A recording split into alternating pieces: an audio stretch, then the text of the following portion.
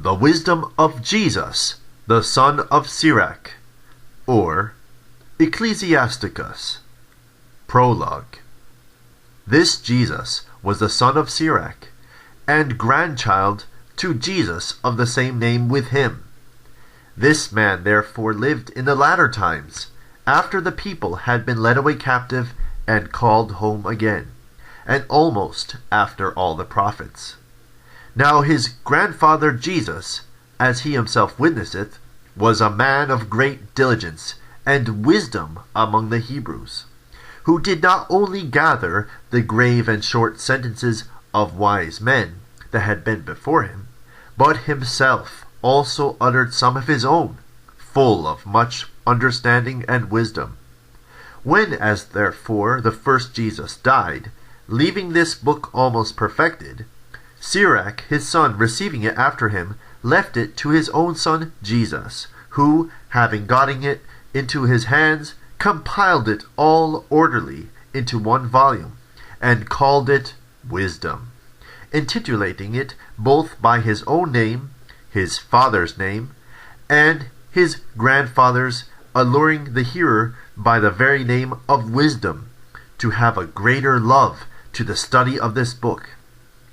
It containeth therefore wise sayings, dark sentences, and parables, and certain particular ancient godly stories of men that pleased God, also his prayer and song.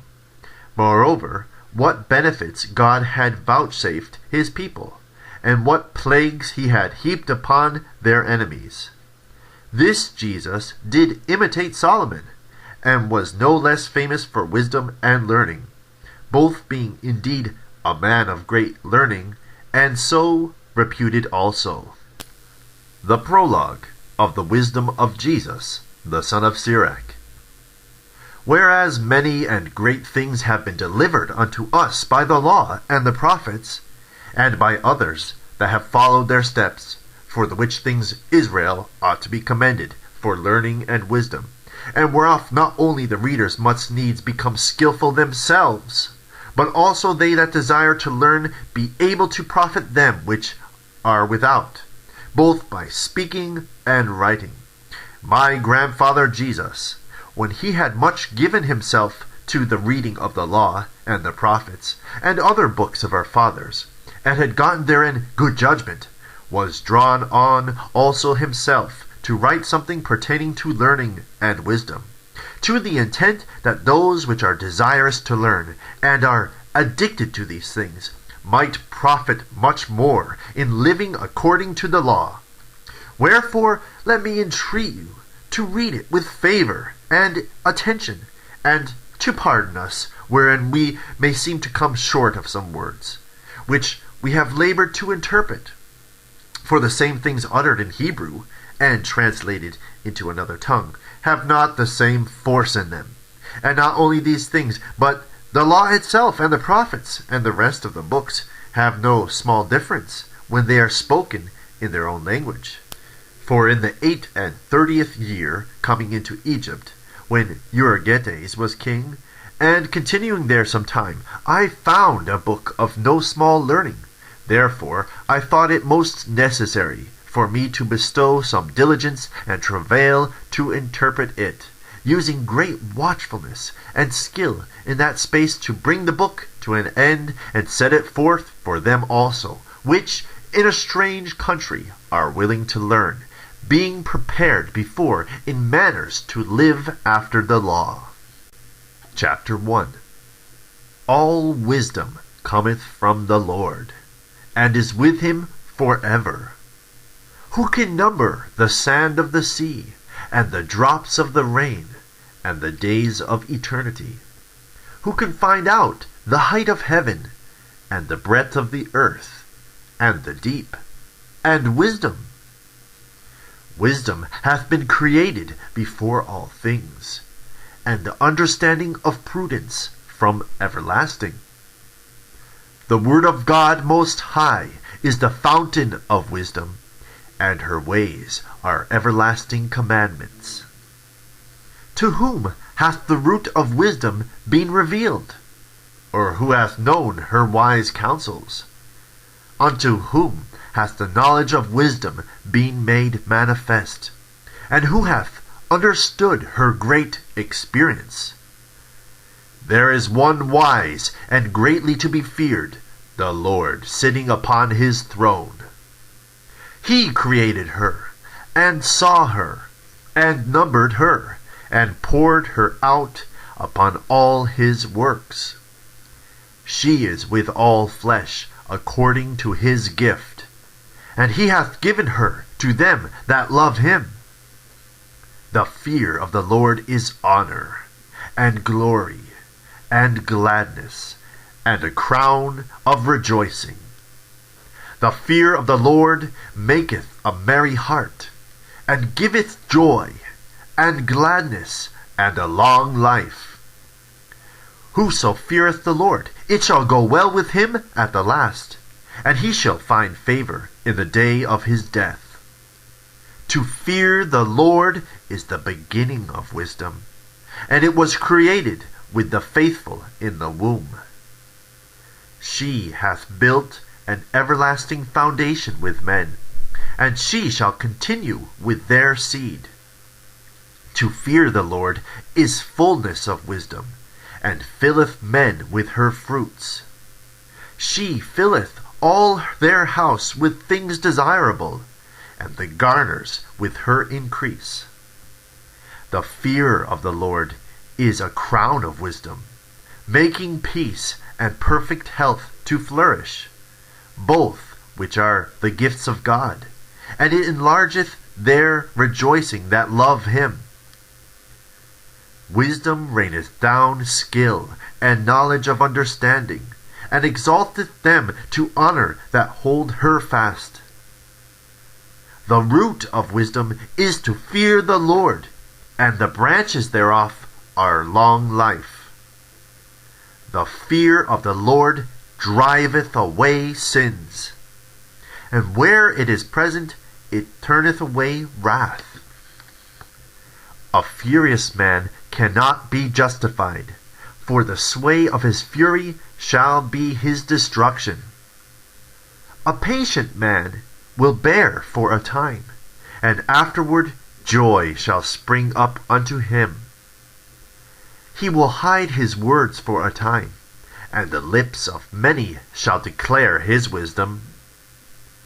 The parables of knowledge are in the treasures of wisdom, but godliness is an abomination to the sinner.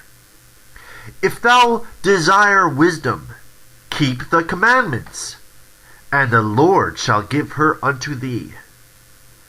For the fear of the Lord is wisdom and instruction, and faith and meekness are his delight. Distrust not the fear of the Lord when thou art poor, and come not unto him with a double heart. Be not an hypocrite in the sight of men, and take good heed what thou speakest. Exalt not thyself, lest thou fall, and bring dishonor upon thy soul, and so God discover thy secrets, and cast thee down in the midst of the congregation, because thou camest not in truth to the fear of the Lord, but thy heart is full of deceit. Chapter 2. My son, if thou come to serve the Lord, prepare thy heart for temptation. Set thy heart aright, and constantly endure, and make not haste in time of trouble. Cleave unto him, and depart not away, that thou mayest be increased at thy last end. Whatsoever is brought upon thee, take cheerfully, and be patient when thou art changed to a low estate. For gold is tried in the fire, and acceptable men in the furnace of adversity. Believe in him, and he will help thee. Order thy way aright, and trust in him. Ye that fear the Lord, wait for his mercy, and go not aside, lest ye fall. Ye that fear the Lord, believe him, and your reward shall not fail. Ye that fear the Lord, hope for good, and for everlasting joy and mercy. Look at the generations of the old, and see, did ever any trust in the Lord, and was confounded? Or did any abide in his fear, and was forsaken? Or whom did he ever despise that called upon him? For the Lord is full of compassion and mercy, long-suffering, and very pitiful, and forgiveth sins, and saveth in time of affliction. Woe be to the fearful hearts, and faint hands, and the sinner that goeth two ways. Woe unto him that is faint-hearted, for he believeth not, therefore shall he not be defended. Woe unto you that have lost patience, and what will ye do when the Lord shall visit you? They that fear the Lord will not disobey his word, and they that love him will keep his ways. They that fear the Lord will seek that which is well-pleasing unto him, and they that love him shall be filled with the law. They that fear the Lord will prepare their hearts and humble their souls in his sight, saying, We fall into the hands of the Lord, and not into the hands of men, for as his majesty is, so is his mercy. Chapter 3. Hear me, your father, O children, and do thereafter, that ye may be safe. For the Lord hath given the father honor over the children, and hath confirmed the authority of the mother over her sons. Whoso honoureth his father maketh an atonement for his sins, and he that honoureth his mother is as one that layeth up treasure. Whoso honoureth his father shall have joy of his own children, and when he maketh his prayer, he shall be heard. He that honoureth his father shall have a long life, and he that is obedient unto the Lord shall be a comfort to his mother.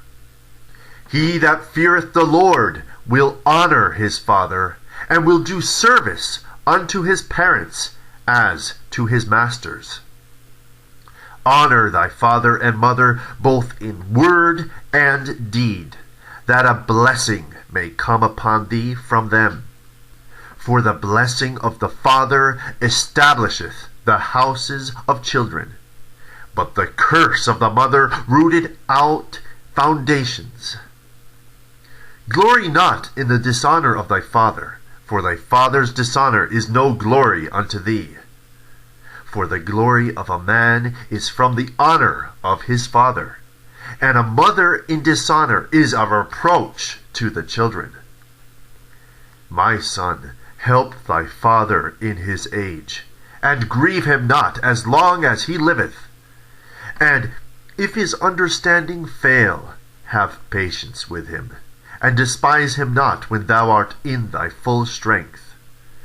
For the relieving of thy father shall not be forgotten, and instead of sins it shall be added to build thee up. In the day of thine affliction it shall be remembered. Thy sins also shall melt away as the ice in the fair warm weather.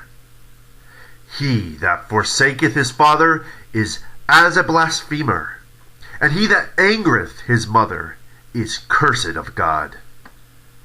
My son, go on with thy business in meekness, so shalt thou be beloved of him that is approved.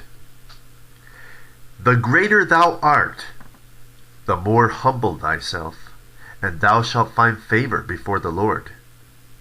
Many are in high places, and of renown, but mysteries are revealed unto the meek. For the power of the Lord is great, and he is honored of the lowly. Seek not out the things that are too hard for thee, neither search the things that are above thy strength. But what is commanded of thee, think thereupon with reverence. For it is not needful for thee to see with thine eyes the things that are in secret. Be not curious in unnecessary matters, for more things are showed unto thee than men understand. For many are deceived by their own vain opinion, and an evil suspicion hath overthrown their judgment. Without eyes thou shalt want light. Profess not the knowledge therefore that thou hast not. A stubborn heart shall fare evil at the last, and he that loveth danger shall perish therein.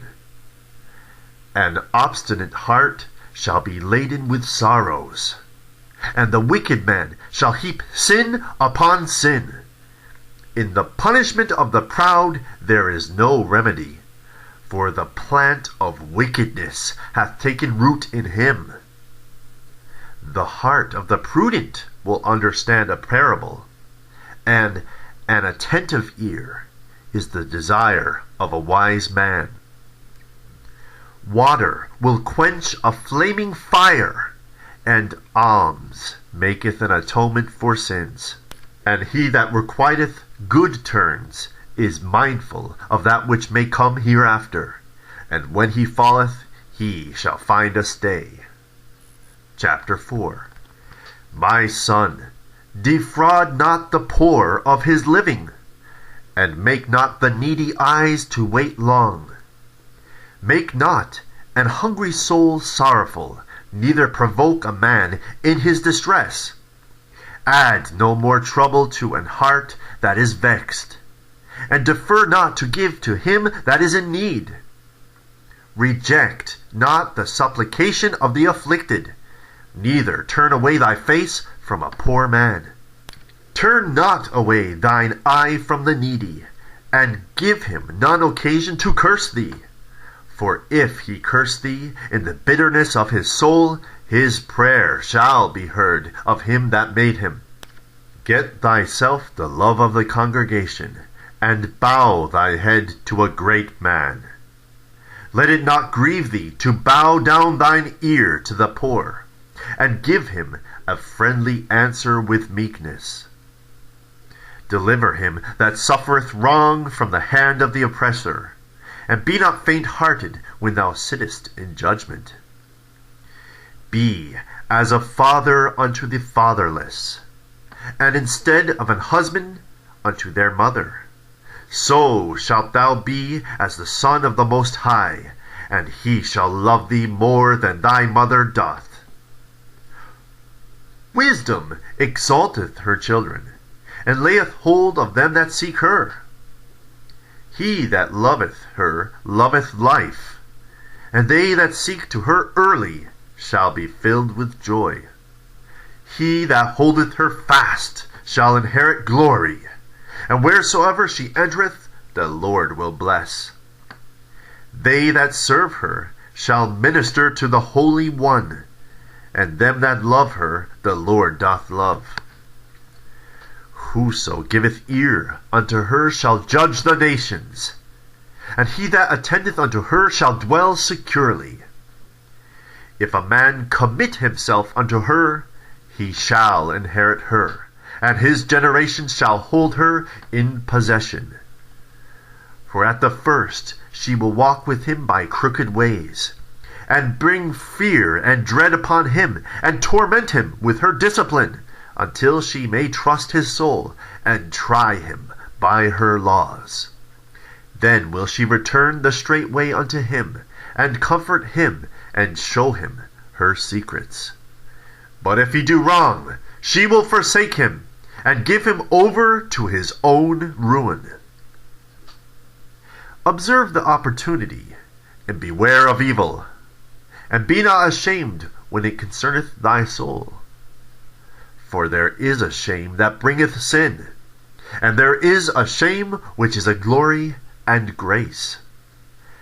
Accept no person against thy soul, and let not the reverence of any man cause thee to fall. And refrain not to speak when there is an occasion to do good, and hide not thy wisdom in her beauty. For by speech wisdom shall be known, and learning by the word of the tongue.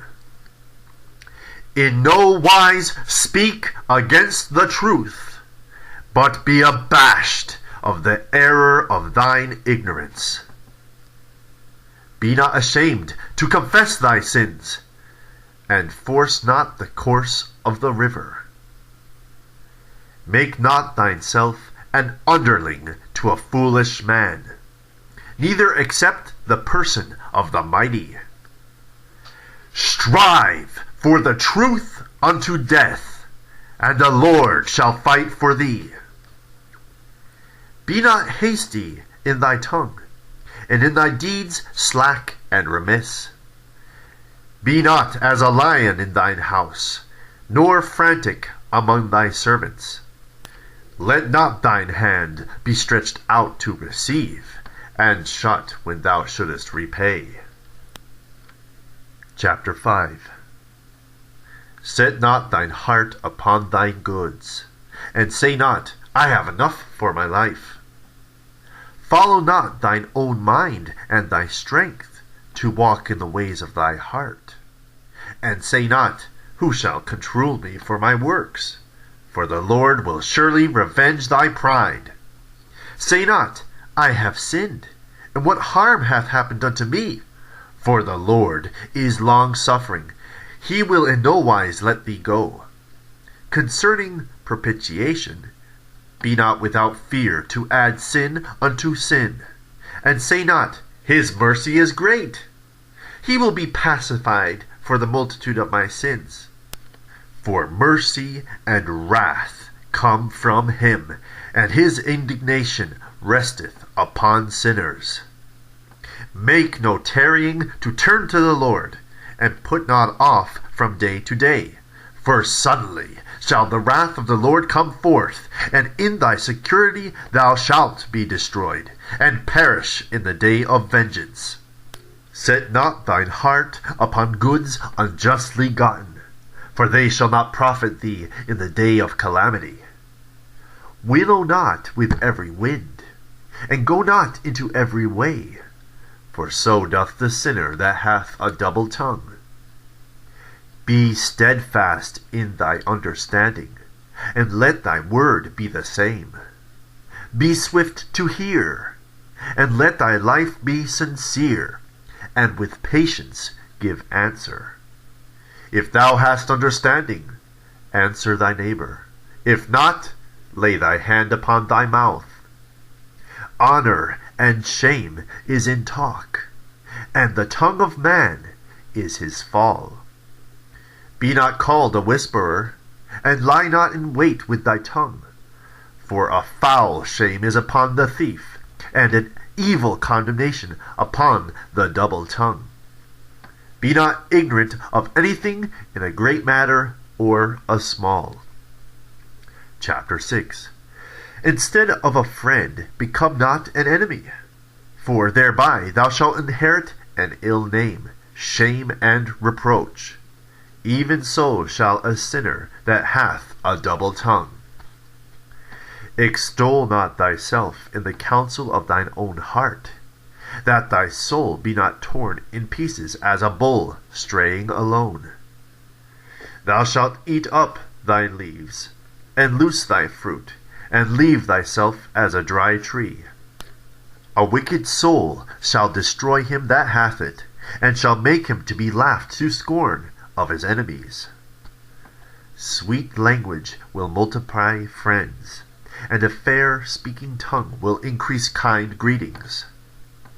Be in peace with many, nevertheless have but one counselor of 1,000. If thou wouldest get a friend, prove him first, and be not hasty to credit him.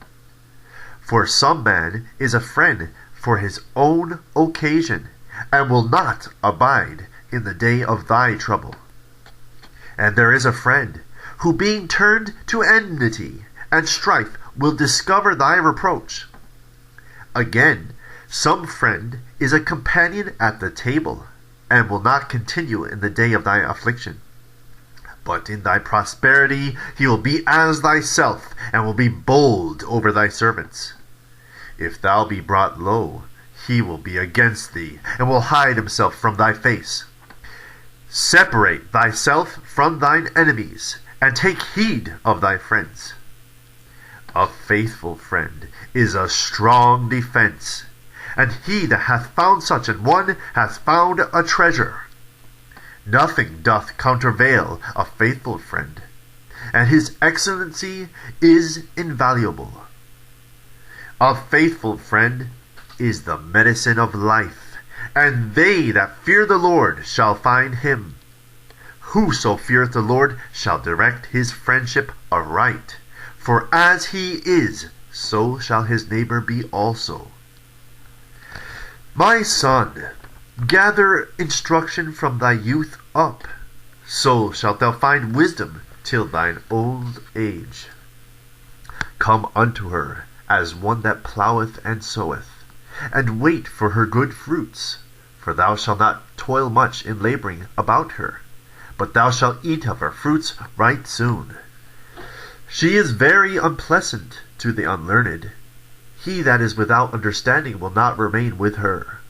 She will lie upon him as a mighty stone of trial, and he will cast her from him ere it be long.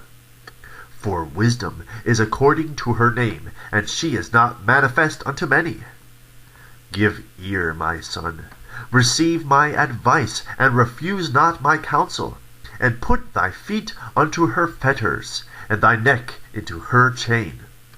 Bow down thy shoulder, and bear her, and be not grieved with her bonds. Come unto her with thy whole heart, and keep her ways with all thy power. Search and seek, and she shall be made known unto thee. And when thou hast got hold of her, let her not go. For at last thou shalt find her rest, and that shall be turned to thy joy. Then shall her fetters be a strong defense for thee, and her chains a robe of glory. For there is a golden ornament upon her, and her bands are purple lace. Thou shalt put her on as a robe of honor, and shalt put her about thee as a crown of joy. My son, if thou wilt, thou shalt be taught. And if thou wilt apply thy mind, thou shalt be prudent. If thou love to hear, thou shalt receive understanding. And if thou bow thine ear, thou shalt be wise. Stand in the multitude of the elders, and cleave unto him that is wise. Be willing to hear every godly discourse, and let not the parables of understanding escape thee. If thou seest a man of understanding, get thee betimes unto him, and let thy foot wear the steps of his door. Let thy mind be upon the ordinances of the Lord, and meditate continually in his commandments.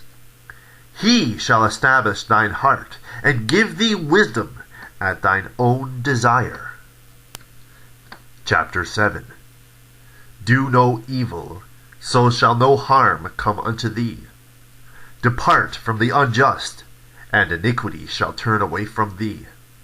My son, sow not upon the furrows of unrighteousness, and thou shalt not reap them sevenfold.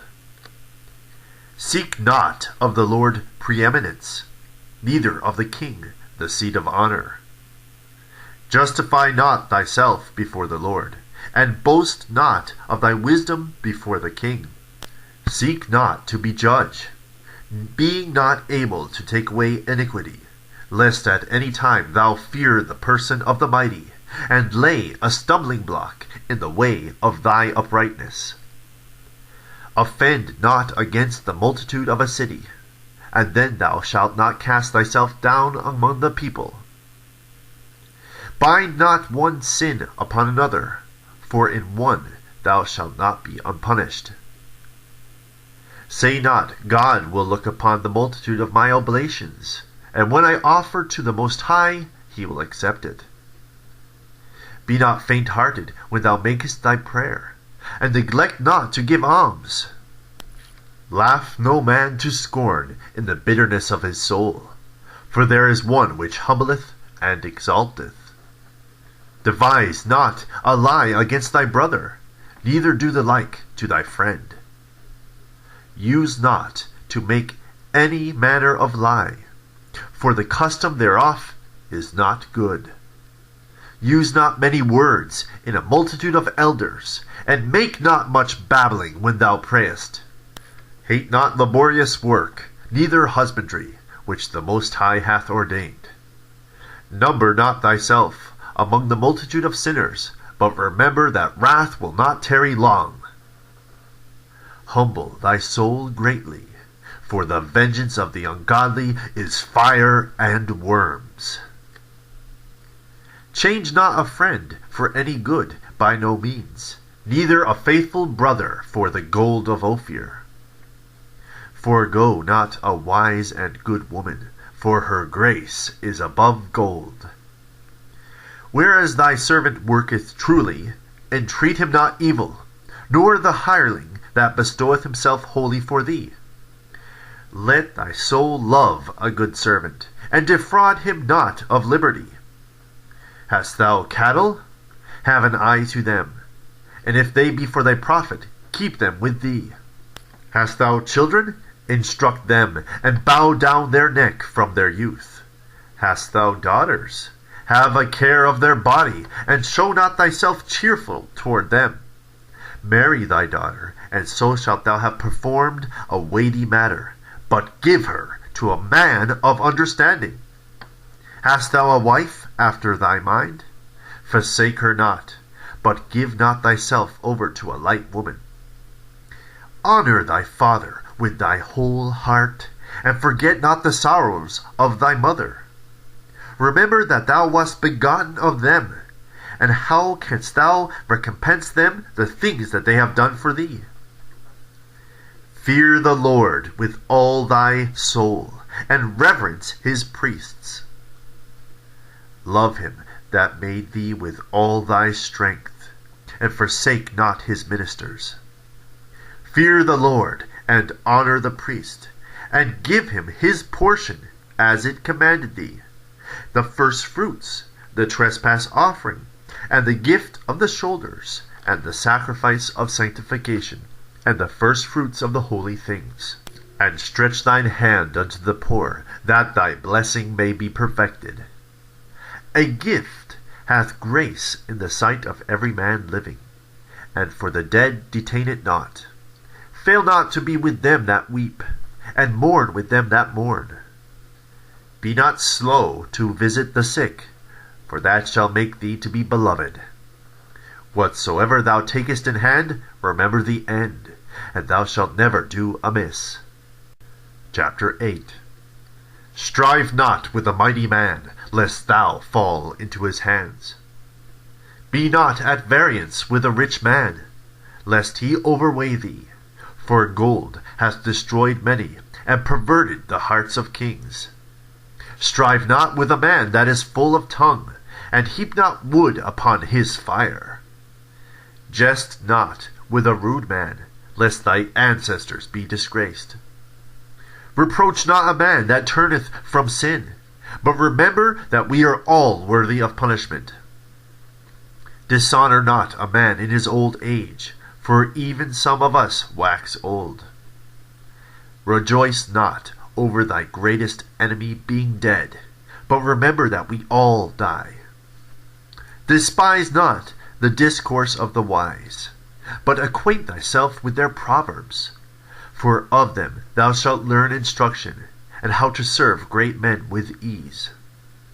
Miss not the discourse of the elders, for they also learned of their fathers, and of them thou shalt learn understanding, and to give answer as need requireth. Kindle not the coals of a sinner, lest thou be burnt with the flame of his fire. Rise not up in anger at the presence of an injurious person. lest he lie in wait to entrap thee in thy words. Lend not unto him that is mightier than thyself, for if thou lendest him, count it but lost. Be not surety above thy power, for if thou be surety, take care to pay it. Go not to law with a judge, for they will judge for him according to his honor. Travel not by the way with a bold fellow, lest he become grievous unto thee, for he will do according to his own will, and thou shalt perish with him through his folly. Strive not with an angry man, and do not go with him into a solitary place, for blood is nothing in his sight, and where there is no help, he will overthrow thee. Consult not with a fool, for he cannot keep counsel. Do no secret thing before a stranger, for thou knowest not what he will bring forth. Open not thine heart to every man, lest he requite thee with a shrewd turn. Chapter 9. Be not jealous over the wife of thy bosom, and teach her not an evil lesson against thyself. Give not thy soul unto a woman to set her foot upon thy substance. Meet not with an harlot, lest thou fall into her snares. Use not much company of a woman that is a singer, lest thou be taken with her attempts. Gaze not on a maid, that thou fall not by those things that are precious in her. Give not thy soul unto harlots, that thou lose not thine inheritance. Look not round about thee in the streets of the city, neither wander thou in the solitary places thereof. Turn away thine eye from a beautiful woman, and look not upon another's beauty, for many have been deceived by the beauty of a woman, for herewith love is kindled as a fire. Sit not at all with another man's wife, nor sit down with her in thine arms, and spend not thy money with her at the wine, lest thine heart incline unto her, and so through thy desire thou fall into destruction.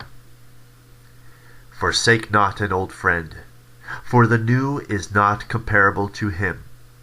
A new friend is as new wine. When it is old, thou shalt drink it with pleasure. Enjoy not the glory of a sinner, for thou knowest not what shall be his end. Delight not in the thing that the ungodly have pleasure in, but remember they shall not go unpunished unto the grave. Keep thee far from the man that hath power to kill, so shalt thou not doubt the fear of death. And if thou come unto him, make no fault, lest he take away thy life presently. Remember that thou goest in the midst of snares, and that thou walkest upon the battlements of the city. As near as thou canst, guess at thy neighbor, and consult with the wise. Let thy talk be with the wise, and all thy communication in the law of the Most High. And let just men eat and drink with thee, and let thy glorying be in the fear of the Lord. For the hand of the artificer the work shall be commended, and the wise ruler of the people for his speech. And a man of ill tongue is dangerous in his city, and he that is rash in his talk shall be hated. Chapter 10. A wise judge will instruct his people, and the government of a prudent man is well ordered. As the judge of the people is himself, so are his officers, and what manner of man the ruler of the city is, such are all they that dwell therein. An unwise king destroyeth his people, but through the prudence of them which are in authority the city shall be inhabited. The power of the earth is in the hand of the Lord, and in due time he will set over it one that is profitable. In the hand of God is the prosperity of man, and upon the person of the scribe shall he lay his honor. Bear not hatred to thy neighbor for every wrong, and do nothing at all by injurious practices. Pride is hateful before God and man, and by both doth one commit iniquity. Because of unrighteous dealings, injuries, and riches got by deceit, the kingdom is translated from one people to another. Why is earth and ashes proud? There is not a more wicked thing than a covetous man, for such an one setteth his own soul to sale, because while he liveth he casteth away his bowels. The physician cutteth off a long disease, and he that is today a king tomorrow shall die. For when a man is dead, he shall inherit creeping things, beasts, and worms. The beginning of pride is when one departeth from God, and his heart is turned away from his Maker. For pride is the beginning of sin, and he that hath it shall pour out abomination. And therefore the Lord brought upon them strange calamities, and overthrew them utterly. The Lord hath cast down the thrones of proud princes, and set up the meek in their stead. The Lord hath plucked up the roots of the proud nations, and planted the lowly in their place. The Lord overthrew countries of the heathen, and destroyed them to the foundations of the earth. He took some of them away, and destroyed them, and hath made their memorial to cease from the earth. Pride was not made for men, nor furious anger for them that are born of a woman. They that fear the Lord are a sure seed, and they that love him an honorable plant. They that regard not the law are a dishonorable seed. They that transgress the commandments are a deceivable seed. Among brethren, he that is chief is honorable. So are they that fear the Lord in his eyes. The fear of the Lord goeth before the obtaining of authority, but roughness and pride is the losing thereof. Whether he be rich, noble, or poor, their glory is the fear of the Lord. It is not meet to despise the poor man that hath understanding, neither is it convenient to magnify a sinful man. Great men and judges and potentates shall be honored, yet there is none of them greater than he that feareth the Lord. Unto the servant that is wise shall they that are free do service, and he that hath knowledge will not grudge when he is reformed. Be not over wise in doing thy business, and boast not thyself in the time of thy distress. Better is he that laboureth and aboundeth in all things, than he that boasteth himself and wanteth bread. My son, glorify thy soul in meekness, and give it honour according to the dignity thereof. Who will justify him that sinneth against his own soul? And who will honour him that dishonoureth his own life? The poor man is honoured for his skill, and the rich man is honoured for his riches. He that is honoured in poverty, how much more in riches? And he that is dishonourable in riches, how much more in poverty? Chapter 11. Wisdom lifteth up the head of him that is of low degree, and maketh him to sit among great men. Commend not a man for his beauty, neither abhor a man for his outward appearance. The bee is little among such as fly, but her fruit is the chief of sweet things. Boast not of thy clothing and raiment, and exalt not thyself in the day of honour. For the works of the Lord are wonderful, and his works among men are hidden. Many kings have sat down upon the ground, and one that was never thought of hath worn the crown. Many mighty men have been greatly disgraced, and the honourable delivered into other men's hands. Blame not before thou hast examined the truth. Understand first, and then rebuke. Answer not before thou hast heard the cause, neither interrupt men in the midst of their talk. Strive not in a matter that concerneth thee not, and sit not in judgment with sinners. My son, meddle not with many matters, for if thou meddle much, thou shalt not be innocent. And if thou follow after, thou shalt not obtain, neither shalt thou escape by fleeing. There is one that laboureth, and taketh pains, and maketh haste, and is so much the more behind. Again, there is another that is slow, and hath need of help, wanting ability, and full of poverty. Yet the eye of the Lord looked upon him for good, and set him up from his low estate, and lifted up his head from misery, so that many that saw it marveled at him. Prosperity and adversity, life and death, poverty and riches come from the Lord. Wisdom, knowledge, and understanding of the law are of the Lord.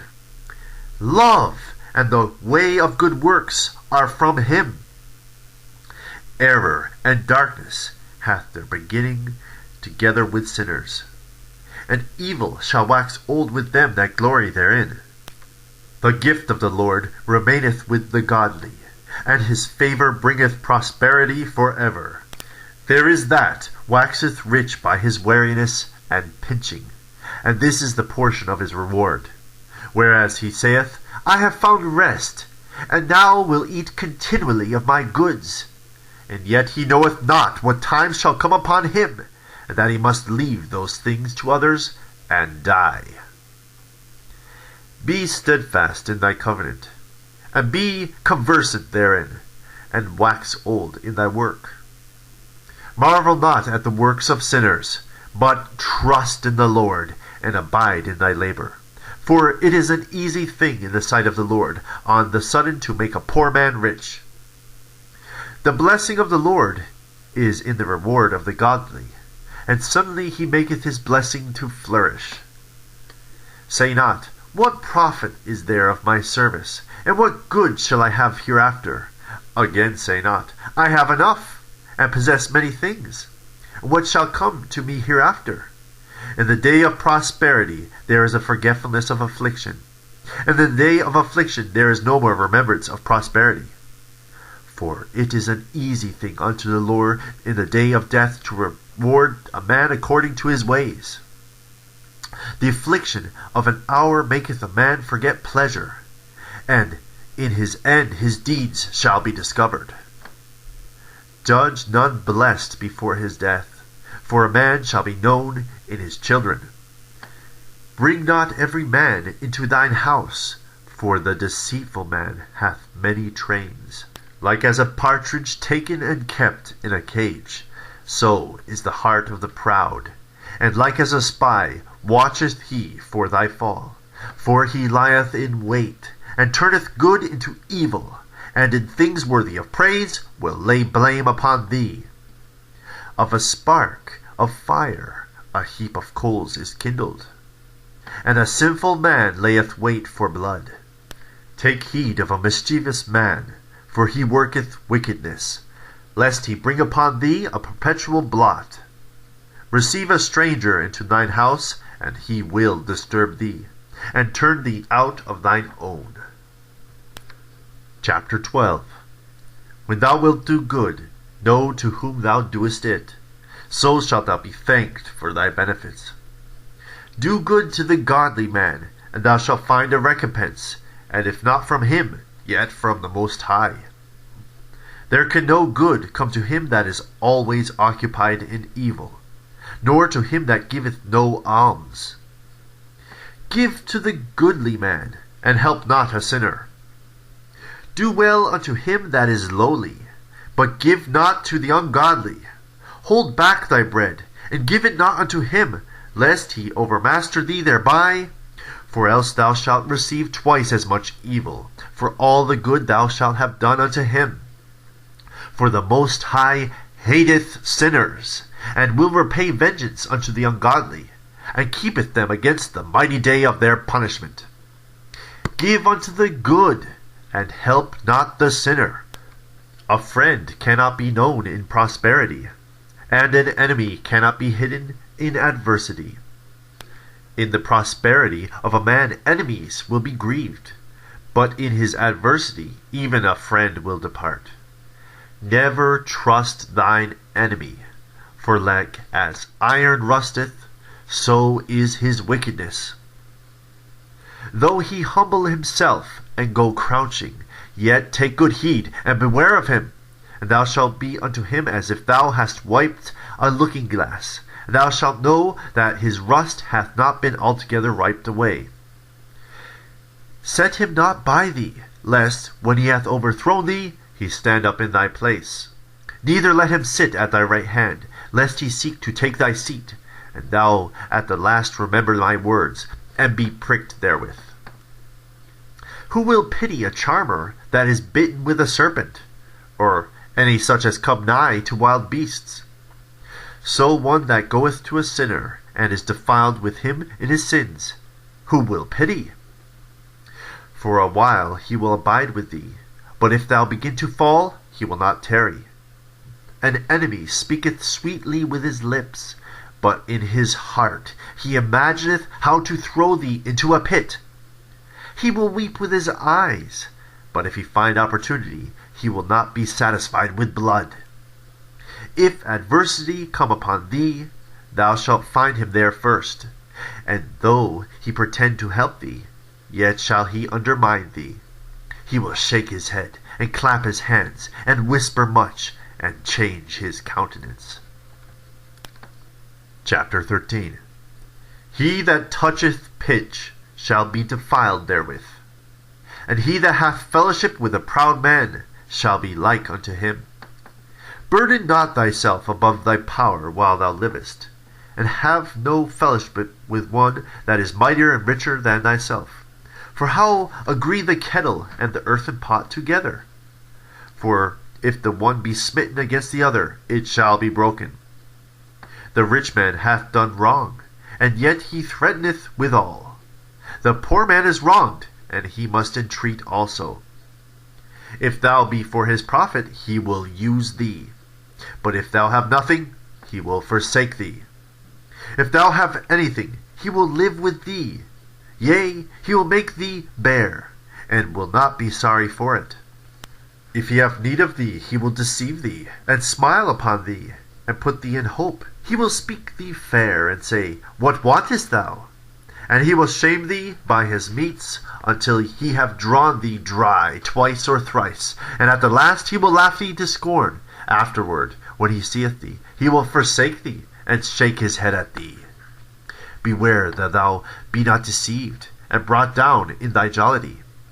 If thou be invited of a mighty man, withdraw thyself, and so much the more will he invite thee. Press thou not upon him, lest thou be put back. Stand not afar off, lest thou be forgotten. Affect not to be made equal unto him in talk, and believe not his many words. For with much communication he will tempt thee, and smiling upon thee will get thee thy secrets. By cruelty he will lay up thy words, and will not spare to do thee hurt, and put thee in prison. Observe, and take good heed, for thou walkest in peril of thy overthrowing. When thou hearest these things, awake in thy sleep. Love the Lord all thy life, and call upon him for thy salvation. Every beast loveth his like, and every man loveth his neighbor. All flesh consorteth according to kind, and a man will cleave to his like. What fellowship hath the wolf with the lamb? So the sinner with the godly. What agreement is there between the hyena and a dog? And what peace between the rich and the poor? As the wild ass is the lion's prey in the wilderness, so the rich eat up the poor. As the proud hate humility, so doth the rich abhor the poor. A rich man beginning to fall is held up of his friends, but a poor man, being down, is thrust also away by his friends. When a rich man is fallen, he hath many helpers. He speaketh things not to be spoken, and yet men justify him. The poor man slipped, and yet they rebuked him too. He spake wisely, and could have no place. When a rich man speaketh, every man holdeth his tongue, and look what he saith. they extol it to the clouds. But if the poor man speak, they say, What fellow is this?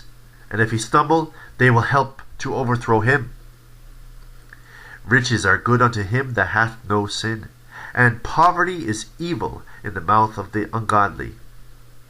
The heart of a man changeth his countenance, whether it be for good or evil, and a merry heart maketh a cheerful countenance.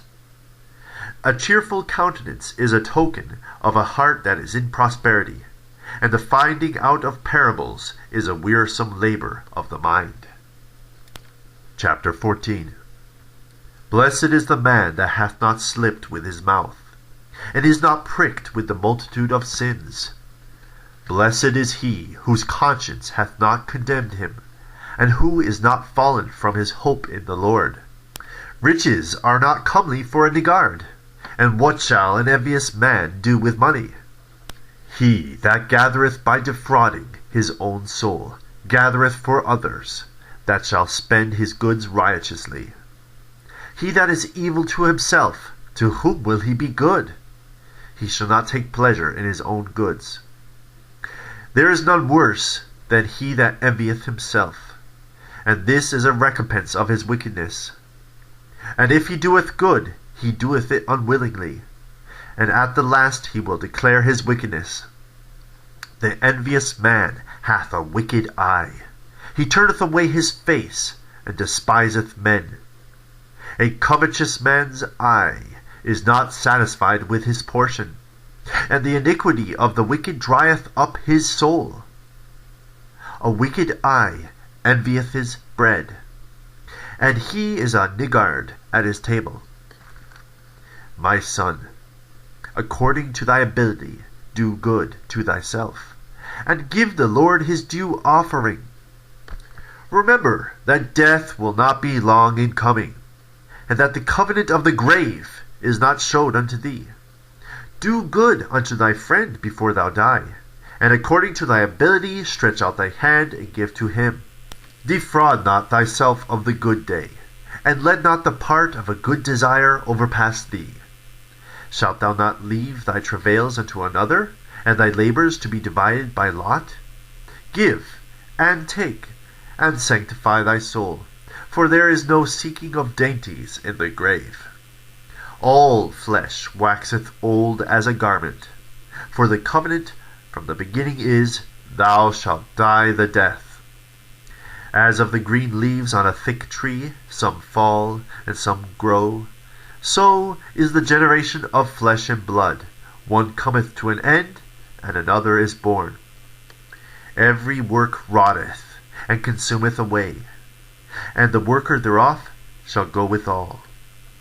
Blessed is the man that doth meditate good things in wisdom, and that reasoneth of holy things by his understanding. He that considereth her ways in his heart shall also have understanding in her secrets. Go after her as one that traceth, and lie in wait in her ways. He that prieth in at her windows shall also hearken at her doors. He that doth lodge near her house shall also fasten a pin in her walls. He shall pitch his tent nigh unto her, and shall lodge in a lodging where good things are. He shall set his children under her shelter, and shall lodge under her branches. By her he shall be covered from heat, and in her glory shall he dwell. Chapter 15. He that feareth the Lord will do good, and he that hath the knowledge of the law shall obtain her. And as a mother shall she meet him, and receive him as a wife married to a virgin. With the bread of understanding shall she feed him, and give him the water of wisdom to drink. He shall be stayed upon her, and shall not be moved, and shall rely upon her, and shall not be confounded. She shall exalt him above his neighbors, and in the midst of the congregation shall she open his mouth. He shall find joy and a crown of gladness, and shall cause him to inherit an everlasting name. But foolish men shall not attain unto her, and sinners shall not see her. For she is far from pride, and men that are liars cannot remember her. Praise is not seemly in the mouth of a sinner, for it was not sent him of the Lord. For praise shall be uttered in wisdom, and the Lord will prosper it. Say not thou, It is through the Lord that I fell away, for thou oughtest not to do the things that he hateth. Say not thou, He hath caused me to err, for he hath no need of the sinful man. The Lord hateth all abomination, and they that fear God love it not. He himself made man from the beginning, and left him in the hand of his counsel, if thou wilt, to keep the commandments, and to perform acceptable faithfulness.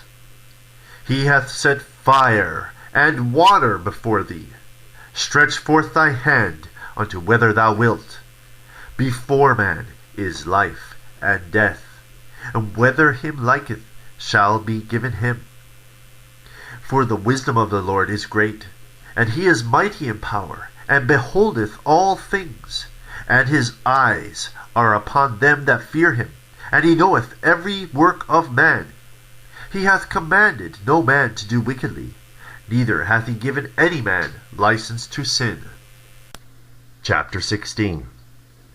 Desire not a multitude of unprofitable children, neither delight in ungodly sons. Though they multiply, rejoice not in them, except the fear of the Lord be with them. Trust not thou in their life, neither respect their multitude. For one that is just is better than 1,000, and better it is to die without children than to have them that are ungodly. For by one that hath understanding shall the city be replenished, but the kindred of the wicked shall speedily become desolate.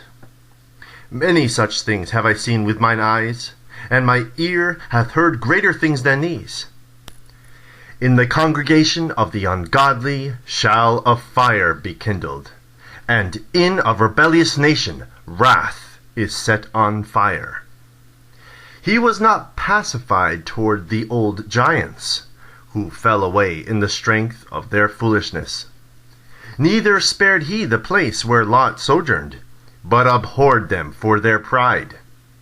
He pitied not the people of perdition, who were taken away in their sins, nor the 600,000 footmen, who were gathered together in the hardness of their hearts. And if there be one stiff-necked among the people, it is marvel if he escaped unpunished, for mercy and wrath are with him. He is mighty to forgive, and to pour out displeasure. As his mercy is great, so is his correction also. He judgeth a man according to his works. The sinner shall not escape with his spoils, and the patience of the godly shall not be frustrate. Make way for every work of mercy, for every man shall find according to his works. The Lord hardened Pharaoh, that he should not know him, that his powerful works may be known to the world. His mercy is manifest to every creature, and he hath separated his light from the darkness with an adamant. Say not thou, I will hide myself from the Lord. Shall any remember me from above? I shall not be remembered among so many people. For what is my soul among such an infinite number of creatures? Behold, the heaven and the heaven of heavens, the deep and the earth and all that therein is, shall be moved when he shall visit. The mountains also, and the foundations of the earth, shall be shaken with trembling, when the Lord looketh upon them. No heart can think upon these things worthily, and who is able to conceive his ways? It is a tempest which no man can see, for the most part of his works are hid. Who can declare the works of his justice, or who can endure them? For his covenant is afar off, and the trial of the things is in the end. He that wanteth understanding will think upon vain things, and a foolish man, erring, imagineth follies. My son, hearken unto me, and learn knowledge, and mark my words with thy heart. I will show forth doctrine in weight, and declare his knowledge exactly. The works of the Lord are done in judgment from the beginning, and from the time he made them he disposed the parts thereof. He garnished his works forever, and in his hand are the chief of them unto all generations.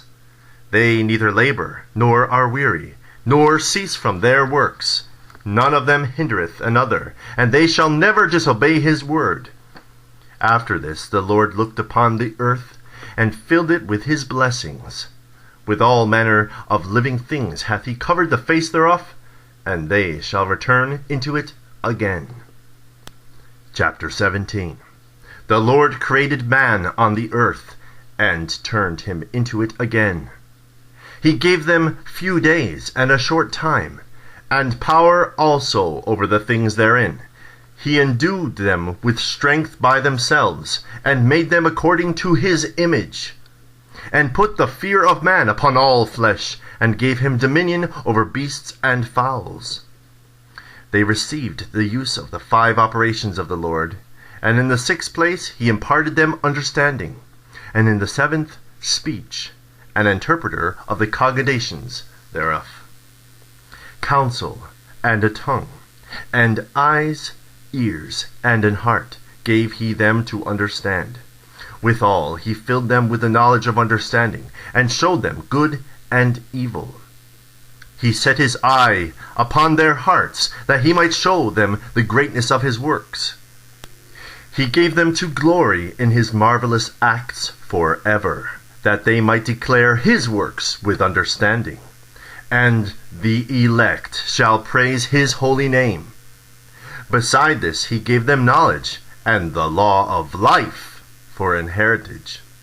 He made an everlasting covenant with them, and showed them his judgments. Their eyes saw the majesty of his glory, and their ears heard his glorious voice. And he said unto them, Beware of all unrighteousness. And he gave every man commandment concerning his neighbor. Their ways are ever before him, and shall not be hid before his eyes. Every man from his youth is given to evil, neither could they make to themselves fleshly hearts for stony. For in the division of the nations of the whole earth he set a ruler over every people, but Israel is the Lord's portion, whom, being his firstborn, he nourisheth with discipline, and giving him the light of his love, doth not forsake him. Therefore all their works are as the sun before him, and his eyes are continually upon their ways. None of their unrighteous deeds are hid from him, but all their sins are before the Lord. But the Lord, being gracious, and knowing his workmanship, neither left nor forsook them, but spared them. The alms of a man is as a signet with him, and he will keep the good deeds of man as the apple of the eye, and give repentance to his sons and daughters. Afterwards he will rise up and reward them, and render their recompense upon their heads. But unto them that repent he granted them return, and comforted those that failed in patience. Return unto the Lord, and forsake thy sins. Make thy prayer before his face, and offend less. Turn again to the Most High, and turn away from iniquity. For he will lead thee out of darkness into the light of health, and hate thou abomination vehemently. Who shall praise the Most High in the grave, instead of them which live and give thanks? Thanksgiving perisheth from the dead, as from one that is not. The living and sound in heart shall praise the Lord. How great is the loving kindness of the Lord our God, and his compassion unto such as turn unto him in holiness. For all things cannot be in men, because the Son of Man is not immortal. What is brighter than the sun?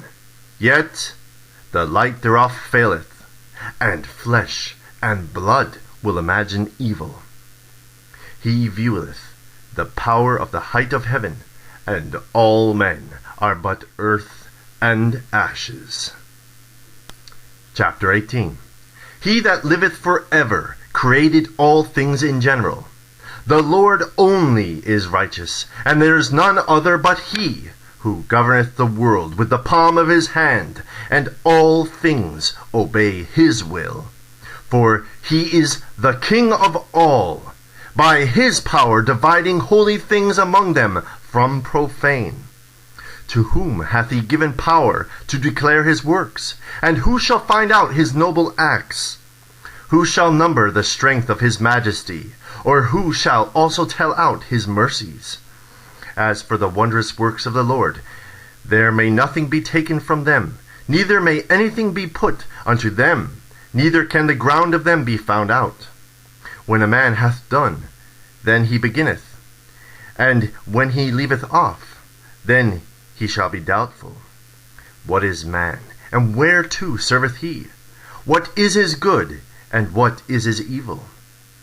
The number of a man's days at the most are 100 years, as a drop of water unto the sea, and a gravel stone in comparison of the sand, so are 1,000 years to the days of eternity.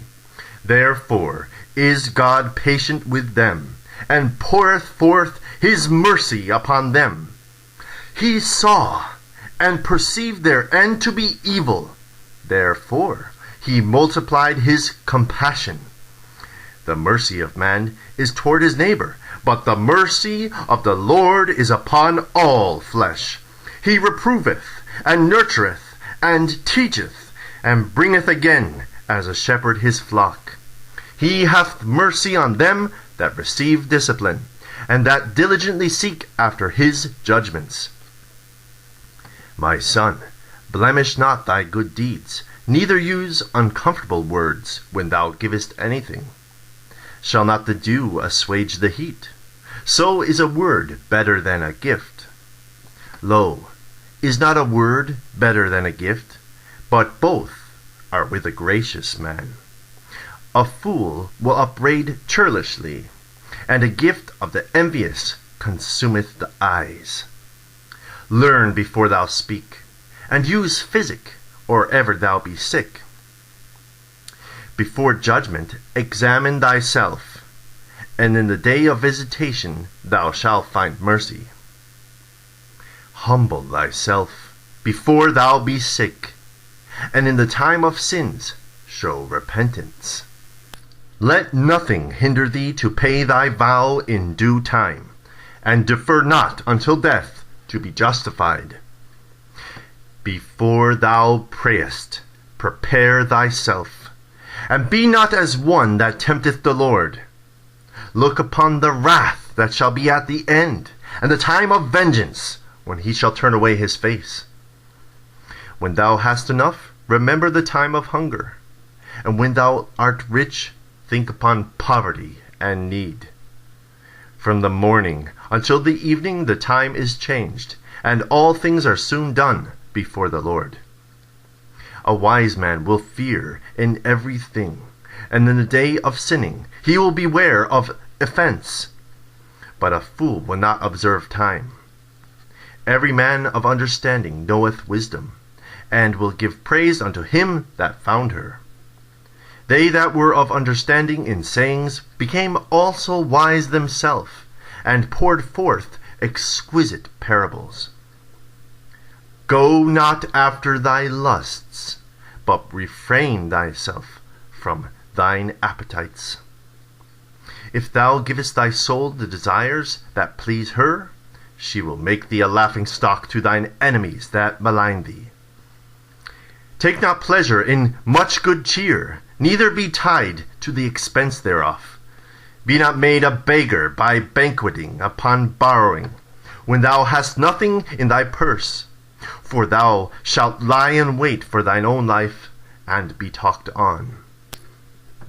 Chapter 19.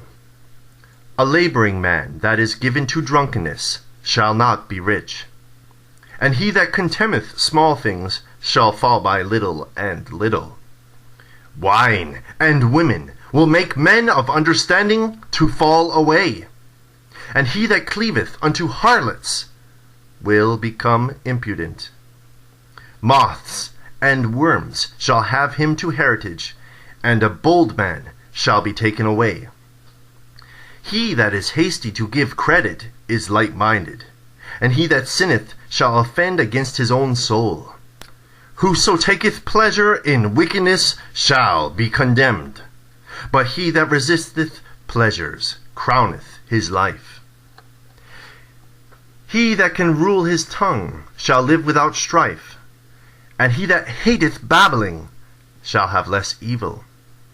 Rehearse not unto another that which is told unto thee, and thou shalt fare never the worse.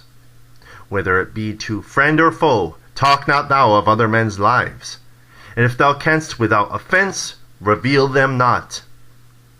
For he heard and observed thee, and when time cometh, he will hate thee. If thou hast heard a word, let it die with thee, and be bold, it will not burst thee. A fool travaileth with a word, as a woman in labour of a child. As an arrow that sticketh in a man's thigh, so is a word within a fool's belly.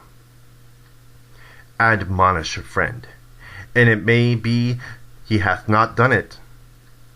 And if he have done it, that he do it no more. Admonish thy friend, it may be he hath not said it, and if he have, that he speak it not again. Admonish a friend, for many times it is a slander, and believe not every tale. There is one that slippeth in his speech, but not from his heart. And who is he that hath not offended with his tongue? Admonish thy neighbor before thou threaten him, and be not angry. Give place to the law of the Most High. The fear of the Lord is the first step to be accepted of him, and wisdom obtaineth his love. The knowledge of the commandments of the Lord is the doctrine of life, and they that do things that please him shall receive the fruit of the tree of immortality. The fear of the Lord is all wisdom, and in all wisdom is the performance of the law, and the knowledge of his omnipotency. If a servant say to his master, I will not do as it pleaseth thee, though afterward he do it, he angereth him that nourisheth him. The knowledge of wickedness is not wisdom, neither at any time the counsel of sinners prudence. There is a wickedness, and the same an abomination, and there is a fool wanting in wisdom. He that hath small understanding, and feareth God, is better than one that hath much wisdom, and transgresseth the law of the Most High. There is an exquisite subtlety, and the same is unjust. And there is one that turneth aside to make judgment appear, and there is a wise man that justifieth in judgment. There is a wicked man that hangeth down his head sadly, but inwardly he is full of deceit, casting down his countenance, and making as if he heard it not. Where he is not known, he will do thee a mischief before thou be aware. And if for want of power he be hindered from sinning, yet when he findeth opportunity, he will do evil. A man may be known by his look, and one that hath understanding by his countenance when thou meetest him. A man's attire, and excessive laughter, and gait, show what he is. Chapter 20. There is a reproof that is not comely. Again, some man holdeth his tongue, and he is wise. It is much better to reprove than to be angry secretly. And he that confesseth his fault shall be preserved from hurt. How good is it when thou art reproved, to show repentance, for so shalt thou escape wilful sin. As is the lust of a eunuch to deflower a virgin, so is he that executeth judgment with violence. There is one that keepeth silence, and is found wise, and another by much babbling becometh hateful. Some man holdeth his tongue because he hath not an answer, and some keepeth silence, knowing his time. A wise man will hold his tongue till he see opportunity, but a babbler and a fool will regard no time. He that useth many words shall be abhorred, and he that taketh to himself authority therein shall be hated. There is a sinner that hath good success in evil things, and there is a gain that turneth to loss. There is a gift that shall not profit thee, and there is a gift whose recompense is double. There is an abasement because of glory, and there is that lifted up its head from a low estate. There is that buyeth much for little, and repayeth it sevenfold. A wise man by his words maketh himself beloved, but the graces of fools shall be poured out. The gift of a fool shall do thee no good when thou hast it, neither yet of the envious for his necessity, for he looketh to receive many things for one. He giveth little, and upbraideth much. He openeth his mouth like a crier. Today he lendeth, and tomorrow will he ask it again. Such an one is to be hated of God and man. The fool saith, I have no friends, I have no thank for all my good deeds, and they that eat my bread speak evil of me. How oft and of how many shall he be laughed to scorn? For he knoweth not aright what it is to have, and it is all one unto him as if he had it not. To slip upon a pavement is better than to slip with the tongue. So the fall of the wicked shall come speedily. An unseasonable tale will always be in the mouth of the unwise. A wise sentence shall be rejected when it cometh out of the fool's mouth, for he will not speak it in due season. There is that is hindered from sinning through want, and when he taketh rest, he shall not be troubled. There is that destroyeth his own soul through bashfulness, and by accepting of persons overthroweth himself. There is that for bashfulness promiseth to his friend, and maketh him his enemy for nothing. A lie is a foul blot in a man, yet it is continually in the mouth of the untaught. A thief is better than a man that is accustomed to lie, but they both shall have destruction to heritage. The disposition of a liar is dishonorable, and his shame is ever with him. A wise man shall promote himself to honor with his words, and he that hath understanding will please great men. He that tilleth his land shall increase his heap, and he that pleaseth great men shall get pardon for iniquity. Presents and gifts blind the eyes of the wise, and stop up his mouth that he cannot reprove. Wisdom that is hid, and treasure that is hoarded up, what profit is in them both? Better is he that hideth his folly than a man that hideth his wisdom. Necessary patience in seeking the Lord is better than he that leadeth his life without a guide. Chapter 21. My son, hast thou sinned? Do so no more, but ask pardon for thy former sins. Flee from sin, as from the face of a serpent, for if thou comest too near it, it will bite thee. The teeth thereof are as the teeth of a lion, slaying the souls of men. All iniquity is as a two-edged sword, the wounds whereof cannot be healed. To terrify and do wrong will waste riches. Thus the house of proud men shall be made desolate. A prayer out of a poor man's mouth reacheth to the ears of God, and his judgment cometh speedily. He that hateth to be reproved is in the way of sinners, but he that feareth the Lord will repent from his heart. An eloquent man is known far and near, but a man of understanding knoweth when he slippeth. He that buildeth his house with other men's money is like one that gathereth himself stones for the tomb of his burial. The congregation of the wicked is like tow wrapped together, and the end of them is a flame of fire to destroy them. The way of sinners is made plain with stones, but at the end thereof is the pit of hell. He that keepeth the law of the Lord getteth the understanding thereof, and the perfection of the fear of the Lord is wisdom. He that is not wise will not be taught, but there is a wisdom which multiplieth bitterness. The knowledge of a wise man shall abound like a flood, and his counsel is like a pure fountain of life. The inner parts of a fool are like a broken vessel, and he will hold no knowledge as long as he liveth. If a skilful man hear a wise word, he will commend it, and add unto it. But as soon as one of no understanding heareth it, it displeaseth him, and he casteth it behind his back.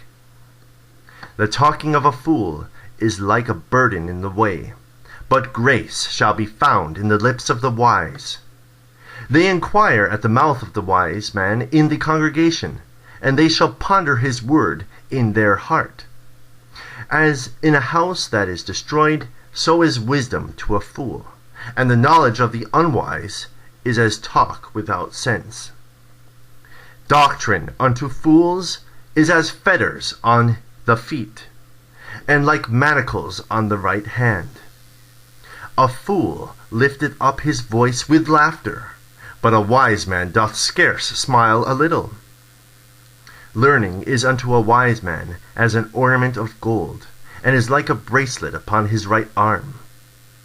A foolish man's foot is soon in his neighbor's house, but a man of experience is ashamed of him. A fool will peep in at the door into the house, but he that is well nurtured will stand without. It is the rudeness of a man to hearken at the door, but a wise man will be grieved with the disgrace.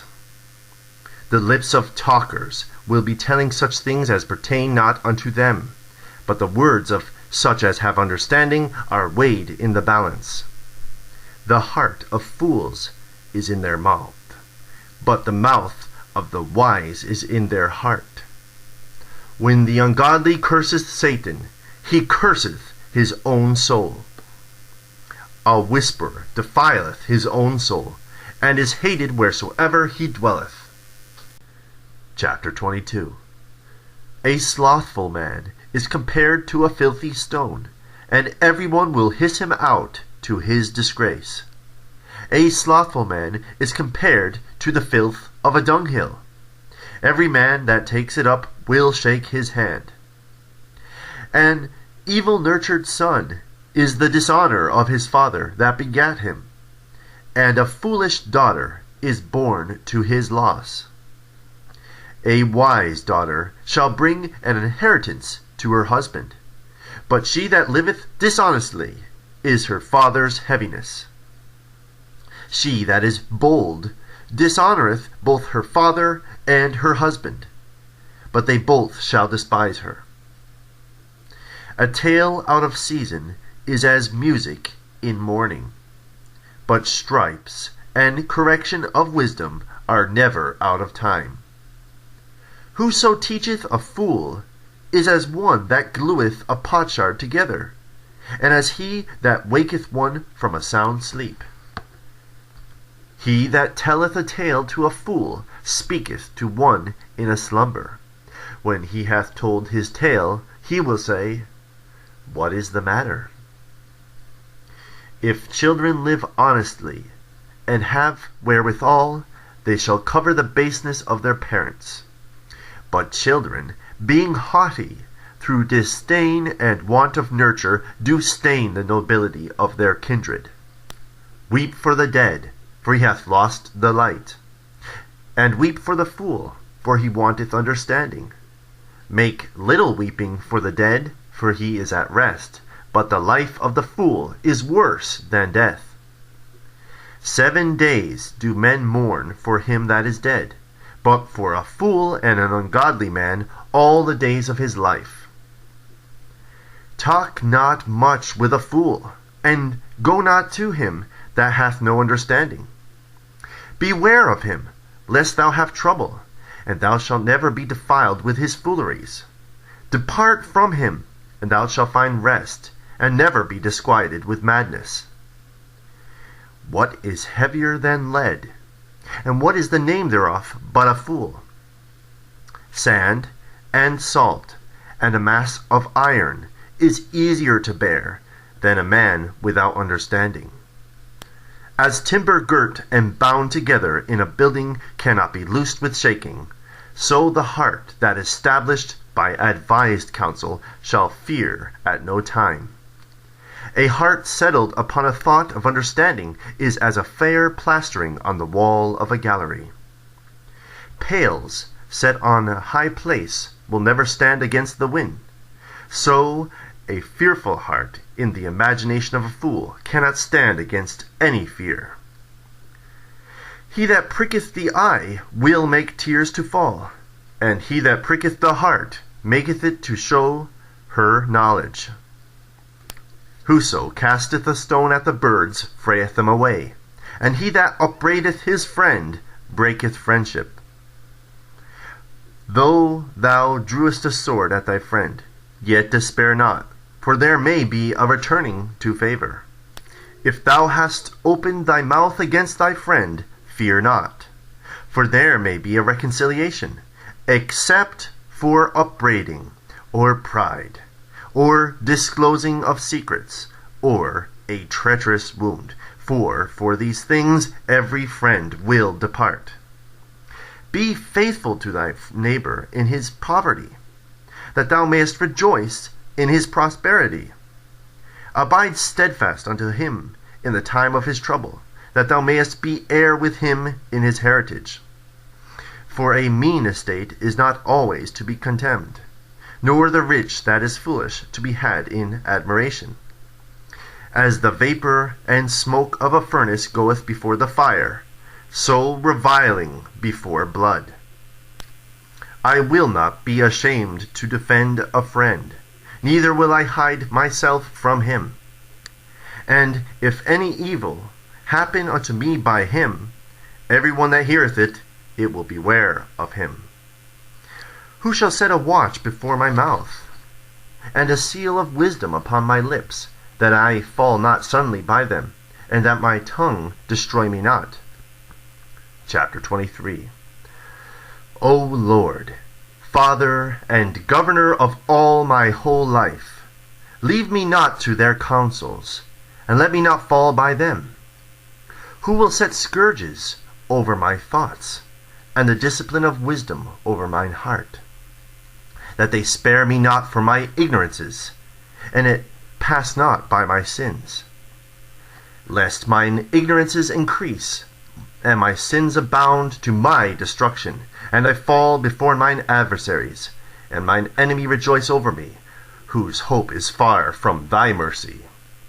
O Lord, Father and God of my life, give me not a proud look, but turn away from thy servant always a haughty mind. Turn away from me vain hopes and concupiscence, and thou shalt hold him up that is desirous always to serve thee. Let not the greediness of the belly, nor lust of the flesh take hold of me, and give not over me, thy servant, into an impudent mind. Hear, O ye children, the discipline of the mouth. He that keepeth it shall never be taken in his lips. The sinner shall be left in his foolishness, both the evil speaker and the proud shall fall thereby. Accustom not thy mouth to swearing, neither use thyself to the naming of the Holy One. For as a servant that is continually beaten shall not be without a blue mark, so he that sweareth and nameth God continually shall not be faultless. A man that useth much swearing shall be filled with iniquity, and the plague shall never depart from his house. If he shall offend, his sin shall be upon him, and if he acknowledge not his sin, he maketh a double offense, and If he swear in vain, he shall not be innocent, but his house shall be full of calamities. There is a word that is clothed about with death. God grant that it be not found in the heritage of Jacob. For all such things shall be far from the godly, and they shall not wallow in their sins. Use not thy mouth to intemperate swearing, for therein is the word of sin. Remember thy father and thy mother, when thou sittest among great men. Be not forgetful before them, and so thou by thy custom become a fool, and wish that thou hadst not been born, and curse the day of thy nativity. The man that is accustomed to opprobrious words will never be reformed in all the days of his life. 2 sorts of men multiply sin, and the third will bring wrath. A hot mind is as a burning fire. It will never be quenched till it be consumed. A fornicator in the body of his flesh will never cease till he hath kindled a fire. All bread is sweet to a whoremonger. He will not leave off till he die. A man that breaketh wedlock, saying thus in his heart, Who seeth me? I am compassed about with darkness. The walls cover me, and nobody seeth me. What need I to fear? The Most High will not remember my sins. Such a man only feareth the eyes of men, and knoweth not that the eyes of the Lord are 10,000 times brighter than the sun, beholding all the ways of men, and considering the most secret parts. He knew all things ere ever they were created. So also after they were perfected, he looked upon them all. This man shall be punished in the streets of the city, and where he suspecteth not, he shall be taken. Thus shall it go also with the wife that leaveth her husband, and bringeth in an heir by another. For first, she hath disobeyed the law of the Most High, and secondly, she hath trespassed against her own husband, and thirdly, she hath played the whore in adultery, and brought children by another man. She shall be brought out into the congregation, and inquisition shall be made of her children. Her children shall not take root, and her branches shall bring forth no fruit. She shall leave her memory to be cursed, and her reproach shall not be blotted out. And they that remain shall know that there is nothing better than the fear of the Lord, and that there is nothing sweeter than to take heed unto the commandments of the Lord.